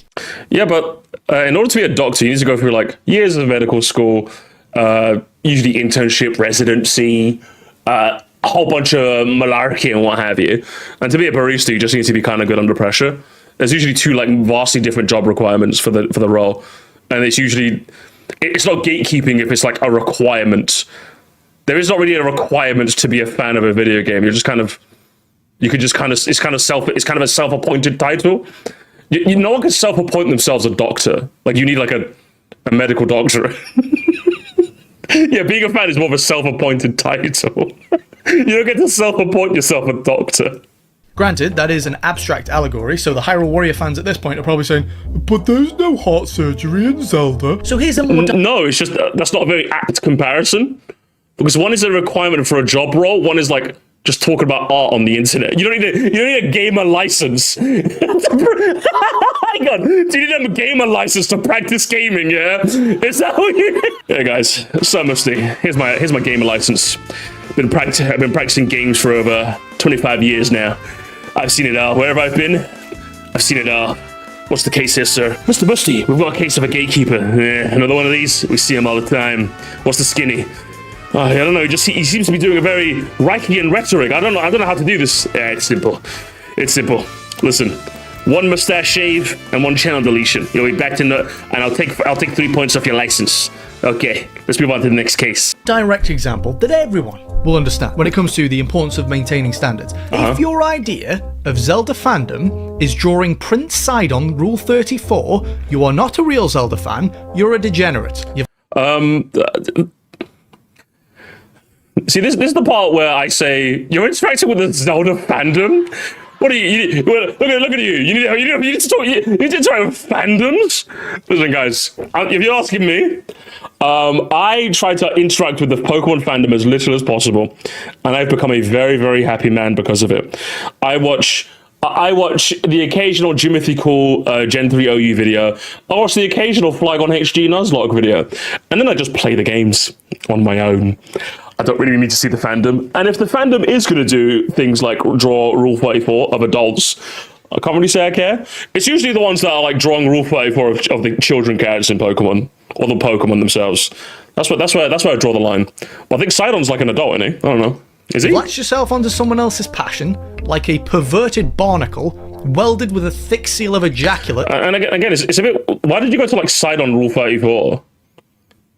Because when I think about like the weird corner of the Pokemon fan base, the pornography ones don't really come to mind. I'm going to be honest. It's normally just the weird ones that think Gen 6 was a good game.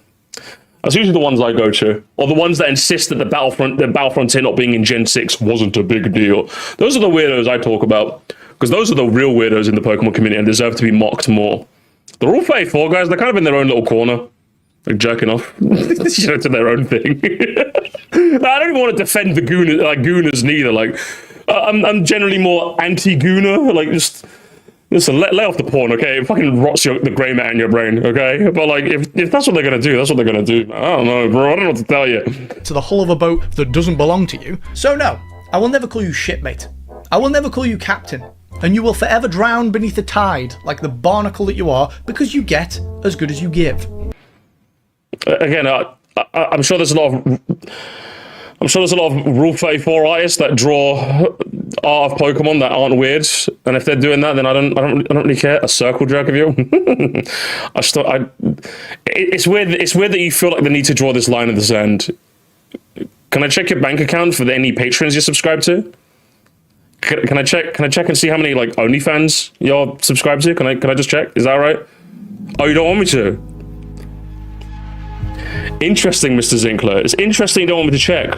You're getting awfully scared now that I want to check your Twitter likes. I don't know. I just want to have your hard drive for like 2 seconds. Just 2 seconds. You can check my hard drive. There's nothing there. What's the I don't know, Mr. Zink. I'm kind of a bit worried. Sidon X Link, yeah, is that what you're into? Freak of nature, brother. Freak of nature. And when it comes to Pokemon, I'm more into who's that professor in Gen 7 who wears like purple? She can get it, all right? She can get it like every day of the week, all right? You know, this isn't some carnival cruise ship that anyone and everyone can hop onto whenever they feel like it. No, the Zelda fandom is a Nimitz class carrier. It is HMS Olivia and Wick. No, Wick. Yeah, Wick can get it every day. Victory. You have to earn your spot on this vessel. Yeah, guys, you have to if you want to earn your spot in the Pokemon fandom, is it Cynthia? Is it Olivia? Is it Wick? Like, who are you boning? Who are you boning? Like 6 ways to Sunday. Who is it? Who's it going to be? For me, it's Wick. Okay. That's mine. You guys can take it. I don't care. All right, I don't care. That's what we're gonna be. All right. Who is it? We're gonna Melanie. Gen 4 Mum's a big shout, honestly. All of them at the same time. Biblical level greed. Mods, time him out. Time him out. Biblical level greed, broski. Biblical level greed.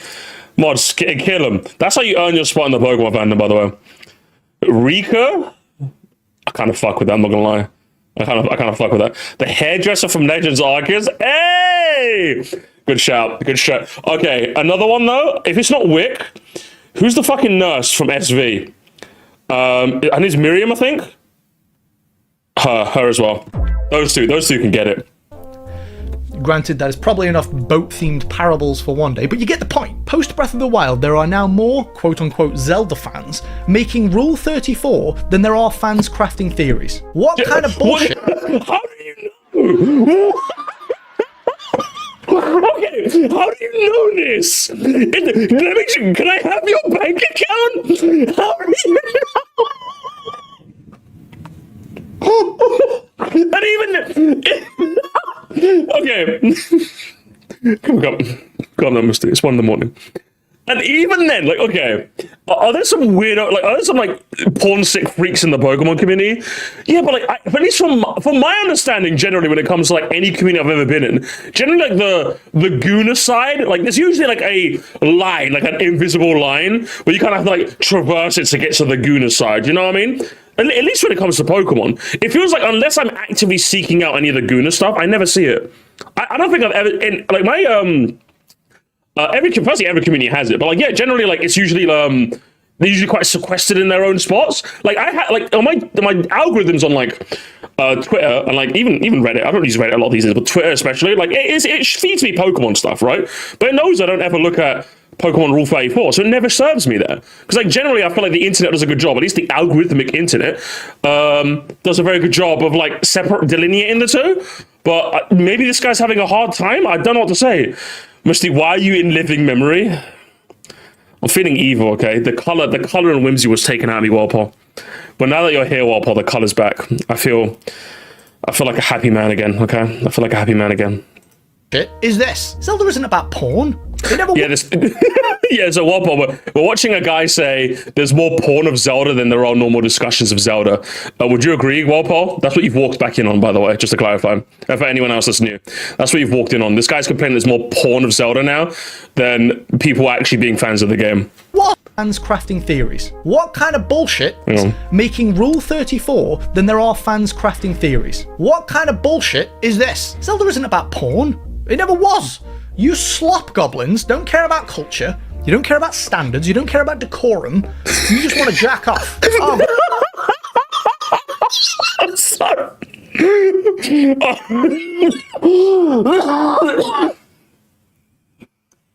Is that a new variant of like Bokoblin? There's like Bokoblin and Slobkoblin. Is that how this works? I'm not tapped into porn. I wouldn't know. Yeah, neither would I. I'm gonna.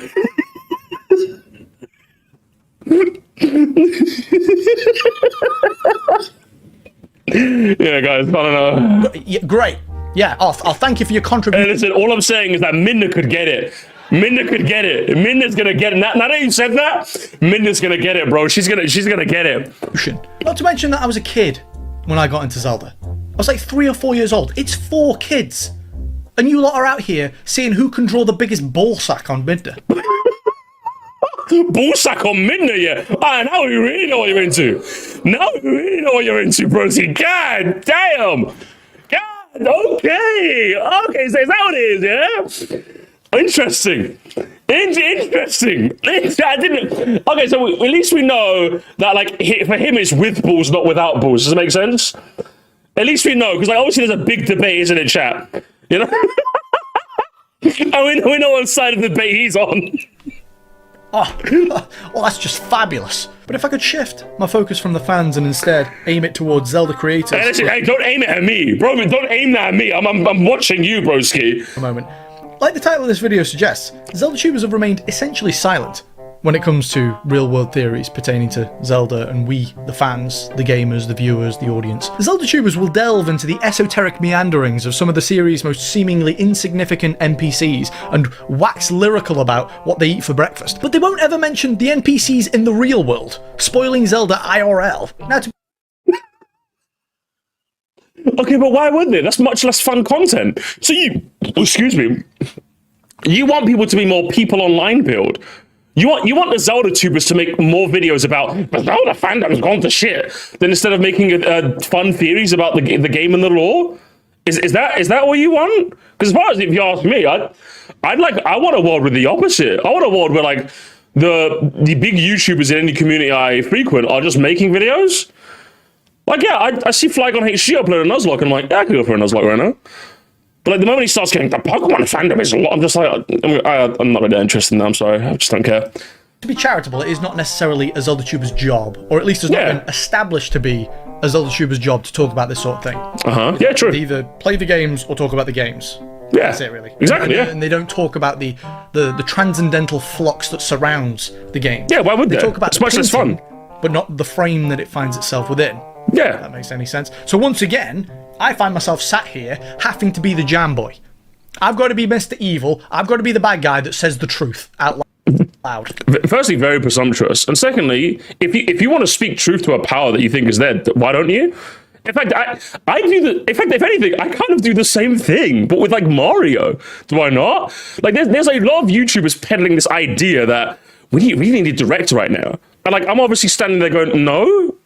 But like, I don't have to say this. I'm not like forced at gunpoint. I just want to because I find it fun. But yeah, no one asked you to do anything. If you want to take up the mantle, you can take up the mantle. But no one asked you to say anything. And the same way, no one asked me to be the guy saying we don't need to. These direct hype beasts are being stupid. I just like calling them out. I like calling people out on being nonsense. That's what I like doing. So if you like doing it, then do it. If not, then just don't enjoy the games. I don't really care.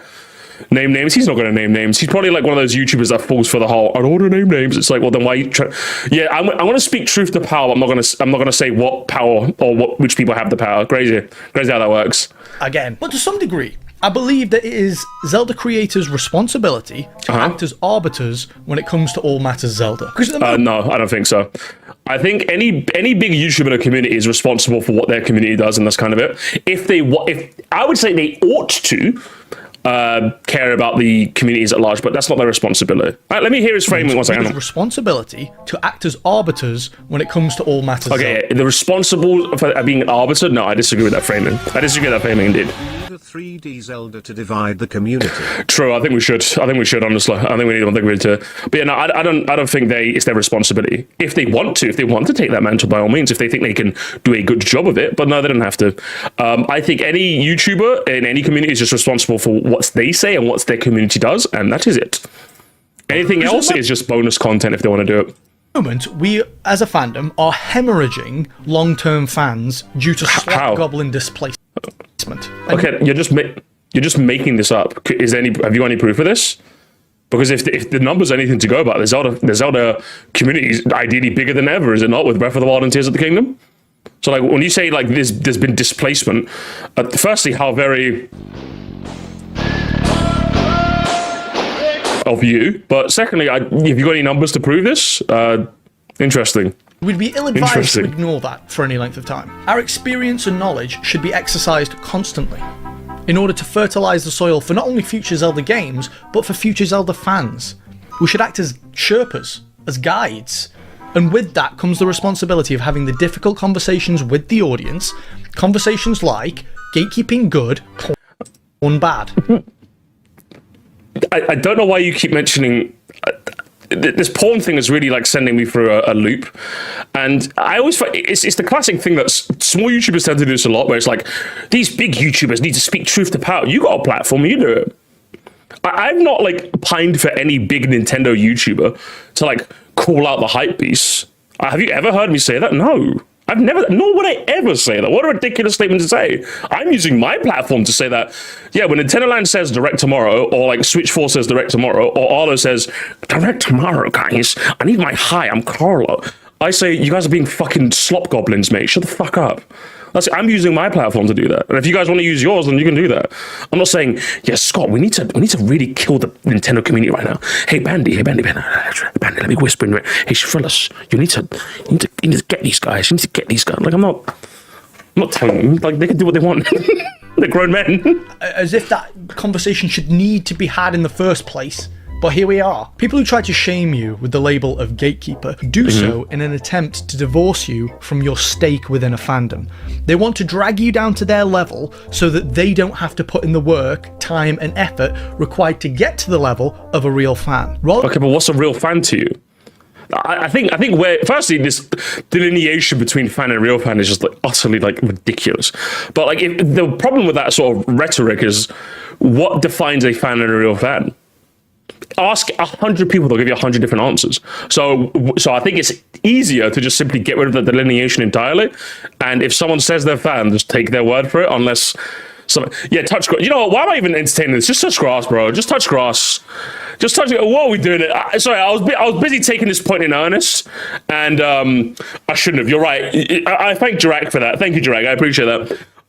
I think just get a life. I think that's the best way to put it.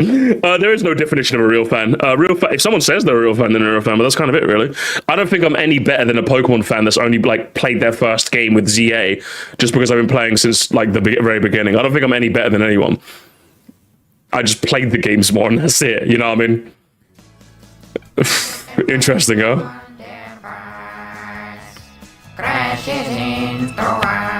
A real fan was born in prehistoric times. No, a real fan was born prehistoric times, Natty Lily. You know, not a real fan. Not a real fan.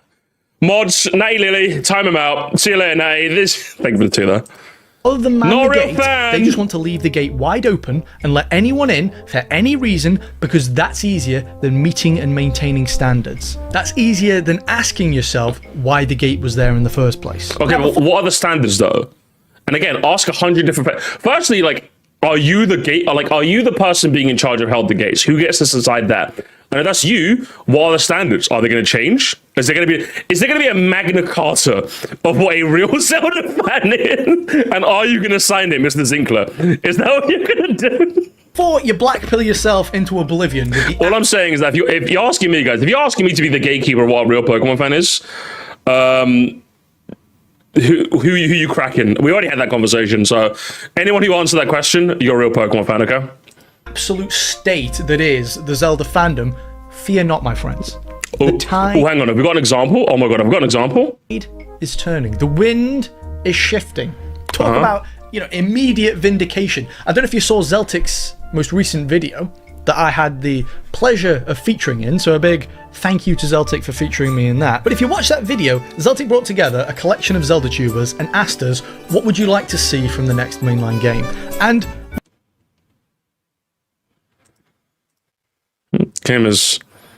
he's wearing a uniform on top of a tank.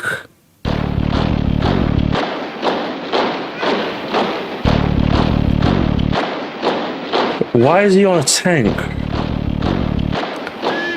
Hey, Mr. Zink. Why are you on a tank? You talk about degenerate art a lot, keeping gates. Why were you on a tank? It's all starting to make sense, isn't it? Zeltic, you gotta be careful with this guy, bro.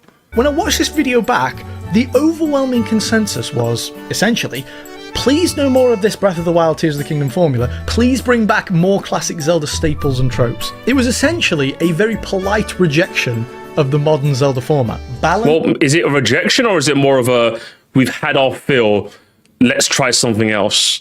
Because again, you make it, you're doing this, gamers, he's doing the false dichotomy. He's assuming that everyone who doesn't like this Zelda, is it false dichotomy? I don't know. He's just assuming everyone who doesn't like, who wants change, hates what Zelda is now. And for me, it's like, could I have the next game maybe put more traditional Zelda elements in there? Maybe. But I don't hate what Zelda is now. I think a lot of us don't hate what Zelda is now. Some of you guys might hate what Zelda is now, but I don't. That's for sure. We're fans of promised sovereignty in 1986. True. Is being restored. The further into this video that I got, the closer to transcendence I got. What a time to be alive. This was the first time I saw a bunch of these Zelda creators let down their guard and address issues that they would have otherwise avoided due to what is yet another rampant issue within the Zelda community right now, and that is audience capture. Audience capture is a massive problem for ZeldaTube. Would you say that's something that you're susceptible to? Considering we saw your comments, a lot of your comments were very pro gatekeepy, considering you had a gatekeepy stance, and it was interesting that you weren't really engaging with the people who were giving you any sort of pushback. You weren't hearting them, and you weren't even replying to them. So, I mean, interesting you bring up audience capture, and I think that could probably apply to you, but most Zelda creators find it unnerving to address negative issues pertaining to Zelda for fear of backlash from the rabid post-frontal cortex fans. And as I explained in the Or is it that a lot of people just are naturally non-confrontational by nature? Because if you ask me, that's probably what I would say so. I would say generally, again, you're talking to someone who's been a security guard for 10 years. If there's something I've noticed in the real world, and this also pertains to online, is that most people are just non-confrontational by nature. Most people just want to cooperate. Most people just want to get things done. So even if there's like a dark underbelly in the corner of the room, most people just happily like just avoid not rocking the boat and just keep it going. You know, most people are non-confrontational by nature. And the fact that you pointed out Skitty Bitty to me basically proves what I'm saying is correct. The fact that you were able to tell me about Skitty Bitty proves that they're the exception that proves the rule. If you could point to me 10 other Skitty Bitties, I'll retract what I just said, Ocarina. But of course it's the clippy profile picture being stupid. Of course it is, gamers. Of course it is. Most people just would rather just talk about the thing they love instead of trying to police the community. You know? That's just most people in general.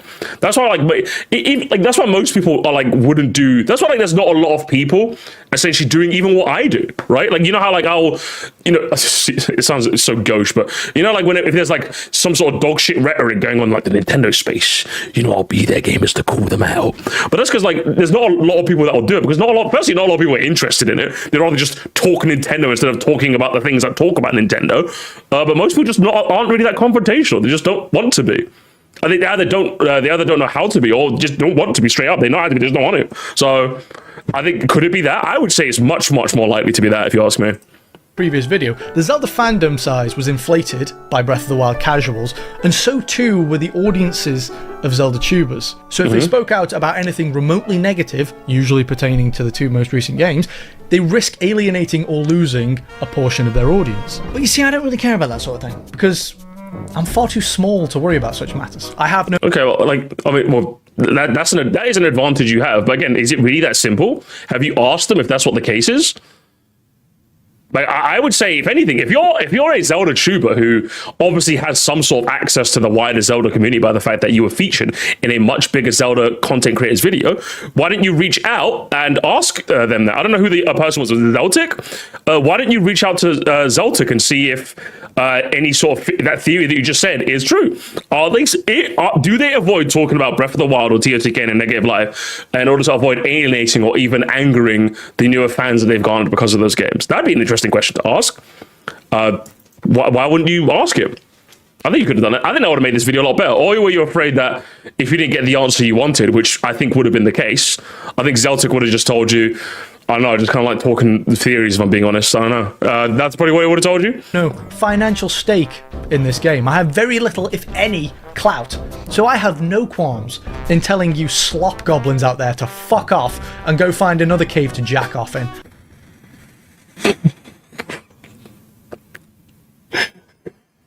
Imagine if I was this pretentious gamer. Jesus fucking Christ. Jeez, I don't know what to... I don't know what to say. I'm lost for words. I'm genuinely lost for, firstly, nice frame. But yeah, I don't know what to say. Like, at least gamers, you know that like when I stick it to like, you know, beat 'em ups or Arlo or like Nintendo Land, like what I'm saying is true, but like I'm also not like saying it with any sort of venomous like hiss in my voice. I'm just like, yeah, I just think what you said was dog shit, or what you did was dog shit, or your content's dog shit, and this is kind of it. But this person like feels like they got like a hate in their heart. For what? Because like people enjoy the game that you also enjoyed? Like, remember guys, he's talking about a game that he also enjoyed. How weird is that, right? How weird. Apparently he likes Breath of the Wild. You wouldn't be able to tell. I could care less whether you watch... It's I couldn't care less, by the way. If you say you could care less, that implies that you care a little bit, which is the opposite of what you mean to say. Me or not. Admittedly, it's better when you do, because when you do, more funny comments. In fact, if you go and check the comments right now, there will be a lot of self-reporting going on down there, I can tell you that. But finally, if I could shift... I'll check after, don't worry, I always do.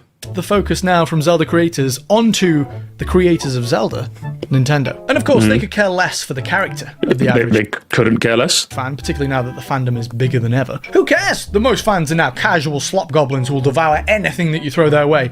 There's lots more of them. And that means more shiggy dollars, baby! The goblins outnumber you, and they command no standards for the franchise. How do you... Or is it just that they have a different idea of what they like in Zelda? Is that what it is? Like, we saw some reasonable comments in this video where it was like, I just liked how Breath of the Wild took it in a more exploration focus over puzzle focus. So when you say this, it's like, what proof do you have? Like, is there a tide that shifts in that sort of regard? Like, I don't know. Crazy work, brother. You're making a lot of claims but not really sourcing them. I think that's why you're letting yourself down here. Big claims require big evidence, and that which could be stated without evidence can also be dismissed without evidence. Spell bad things. That is a form of tyranny. If only some... Hang on, I'm sorry. I blinked and I misheard that. Hang on, one more time. The goblins outnumber you, and they command no standards for the franchise. That can only spell bad things. That is a form of tyranny. Yeah, gamers, I'm going to officially make... It's been long, but I think I'm going to officially make the call, gamers.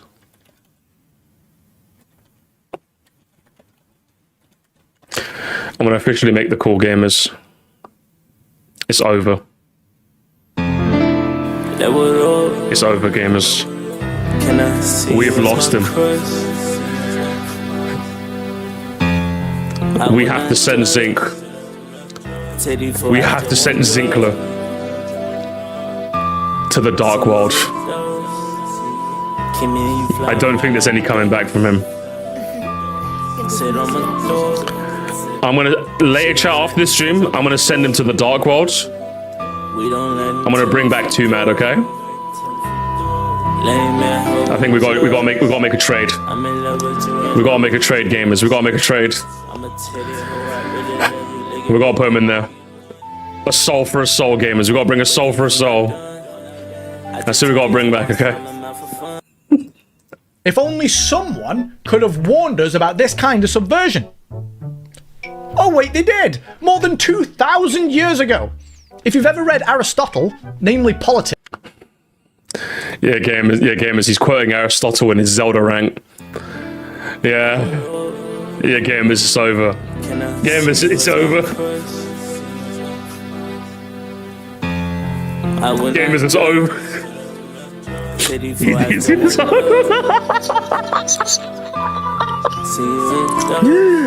It was promised to us 1,000 years ago, as Aristotle once said.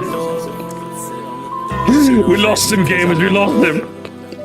Book 5, section 1314a, you will have seen this quote, and it is a mark of a tyrant to have men of foreign extraction rather than citizens as guests at table and companions, feeling that citizens are hostile, but strangers make no claim against them. By this, Aristotle is referring to a society, but if we extrapolate that and apply it instead to the Zelda fandom, what this means is, Nintendo not only don't care about slop goblins, they welcome them with open arms, because slop goblins entertain no standards.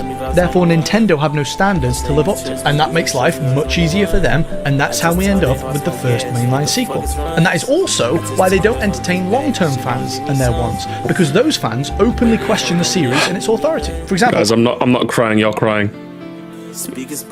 I'm crying, and I'm not crying, you're crying, gamers. I can happily and openly state that Breath of the Wild is a fantastic video game, but it is not a good Zelda game. So why bother trying to entertain someone like me, when instead you can release Breath of the Wild 2.0 for people who, without a second thought, will lap it up? Well, again, you're making the assumption that A.G. Aonuma, his entire decision-making behind whether he made Tears of the Kingdom or Skyward Sword 2 was because he was listening to the fans, as opposed to he just kind of wanted to do it, which is an unbelievable assumption. They do not care about us fans, bro. They do not care. So I'm just like, listen, go outside, mate. I'll be honest, just go outside. Aristotle wrote that more than 300 years BC, and it perfectly describes modern fandom today, including Zelda's. So just in case you forgot, nothing ever happens. A very chudly way to end it, huh?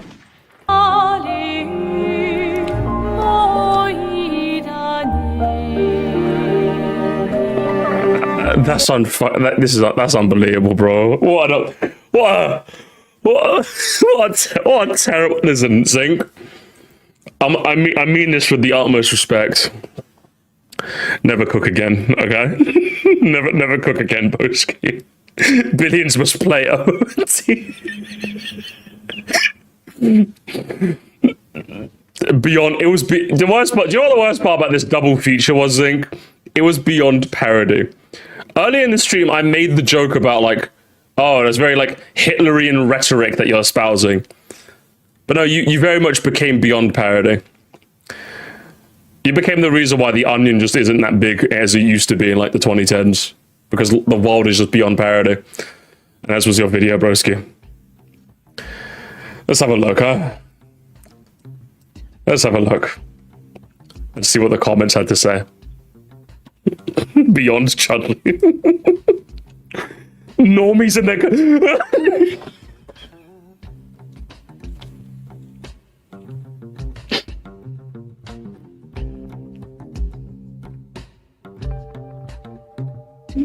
Beyond parody, gamers. Beyond parody.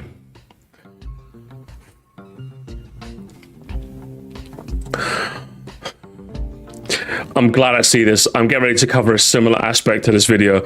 Like you, my channel's small. I'm not worried about the cost of what's saying, what needs to be said. The toxic nonsense rampant in the Zelda community is appalling, and the lack of anyone speaking up is what generally caused me to start my channel to begin with. Anyhow, I love this. Let's hope you can make a better video than this, huh? Good fucking lord. I feel like these concepts that you're referring to becoming a major concern for the whole entertainment industry, not just Zelda. I 100% agree with you. Maybe it's just because people are more exposed to places like YouTube, TikTok, and Instagram. Yes, guys. The Zelda series has gone to shit now because TikTok, Instagram, and because the whole entertainment industry is falling the same way. We're stuck on the Ganosphere. What do they mean by this? What do they mean by this? It's not your gate though, is it? True! While I agree with you, I feel like your aim is a bit off of where the slop comes from. The people drawing rule play for are such a small fraction of the fandom. It almost has no impact upon the community itself. The problem comes from the non-gamers, the grandmas, the grandpas, the mom and dads. They got first introduced back in the Wii, and Nintendo's continued collective to bring non-gamers into the fold as well as fans of different franchises. It's catering to those who don't really know what the franchise was like beforehand that caused the split in the fandom. I mean, I disagree with the point, but at least it's a point that's made much more better than the original guys is, huh? Interesting. Hey, Zig, what happened to the latest video about the Switch 2? I was looking forward to oh, did he make another video and then take it down? Probably. That's what a lot of people were saying. Honestly, gatekeeping tourists that try and twist what you love into something that matches their agenda, I'm very much for that. We shouldn't gatekeep those that are trying to get into something that's genuinely passionate about. People whose intentions are not pure should be blocked out all if possible, but that's just my view on it. Everything that's not pure, gamers.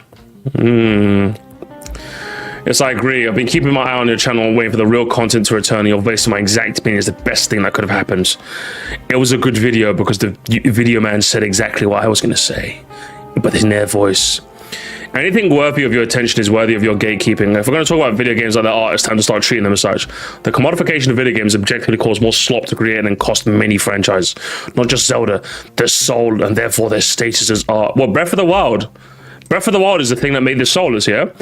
If it appeals to everyone, has much impact on someone as a Starbucks coffee, it fails to be art. Something that demanding that a piece of media be changed at a fundamental level to appeal to them is the point at which we need to tell them to get lost. This applies to virtually everything. Who's doing that though? Do you want to point to me where they're doing that? Because like that. I don't know if this is about the state of Zelda or society in general, but if it applies to both, I totally agree.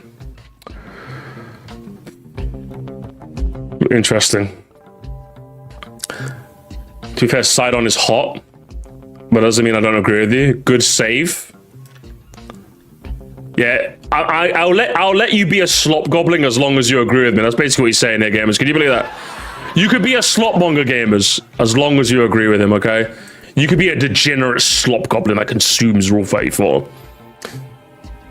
As long as you shake hands with me after you wash them. Interesting. This video needs more tanks. Did it though? Did it though? I want to disagree because gatekeeping always has this air of elitism that just, and it feels mean-spirited. But I've watched a lot of things I've deeply enjoyed, not just with Zelda, wither away and undoing its legacy to the tune and dollars of people who don't seem to care much. There are fans of the games who I come across who only watch the stream and play on TikTok edits, but both are dedicated enough to be embedded in the fandom. That's insane to me. Where are they? I mean, I know there's LARPers in the Resident Evil fandom, but where are they? Can I see them? I'd love to see them. Sometimes it's like genuine passionate fans get pushed to the wayside. People that don't enjoy the community, for people who want to enjoy community more than anything, and companies pander them knowing that they can get away with less creativity, since it's not even about the product's quality anymore. It's just a glorified hangout. How does that make sense, though? Like, surely they'd want to appeal to the people who actually buy the games instead of like just talking about them. Like, obviously, people like word of mouth is an important thing, but what's the point of word of mouth if it doesn't get people buying your thing? I don't think Nintendo is such a stupid enough company where they're thinking, okay, we're going to add this to the game because it'll get people to talk about it. People want it to be, they ideally want people to play it, you know? Surely. Especially a company like Nintendo, right? If anything, I don't think they care that much what the people think. I think they just want to make good games. I love Legend of Zelda series when I was a kid, and I always will, but I've accepted the next game, if it continues in the same direction, I'll move on to a more niche or quality things that are my taste. Fair, do you know what I mean? You want to disagree, but reality catches up to you, to us. All you can do is yield to reality and act accordingly. So just one question. Oh, hang on. Oh, okay, this is good, gamers. This is good. So here's one question. How can a new fan earn a seat at the gatekeeper's table? Learn some. Oh my fucking God. See, this is what I mean, guys. This is what I mean. Anybody who gatekeeps doesn't have, like, any sort of like AI Ghibli profile picture as well. You replied to an AI Ghibli instead of banning this guy. You replied.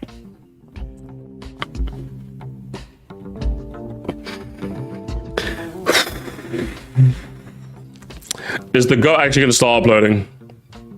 Because dodging the question. Just like all I'm hearing is that the Zelda fandom needs a bare immigration policy.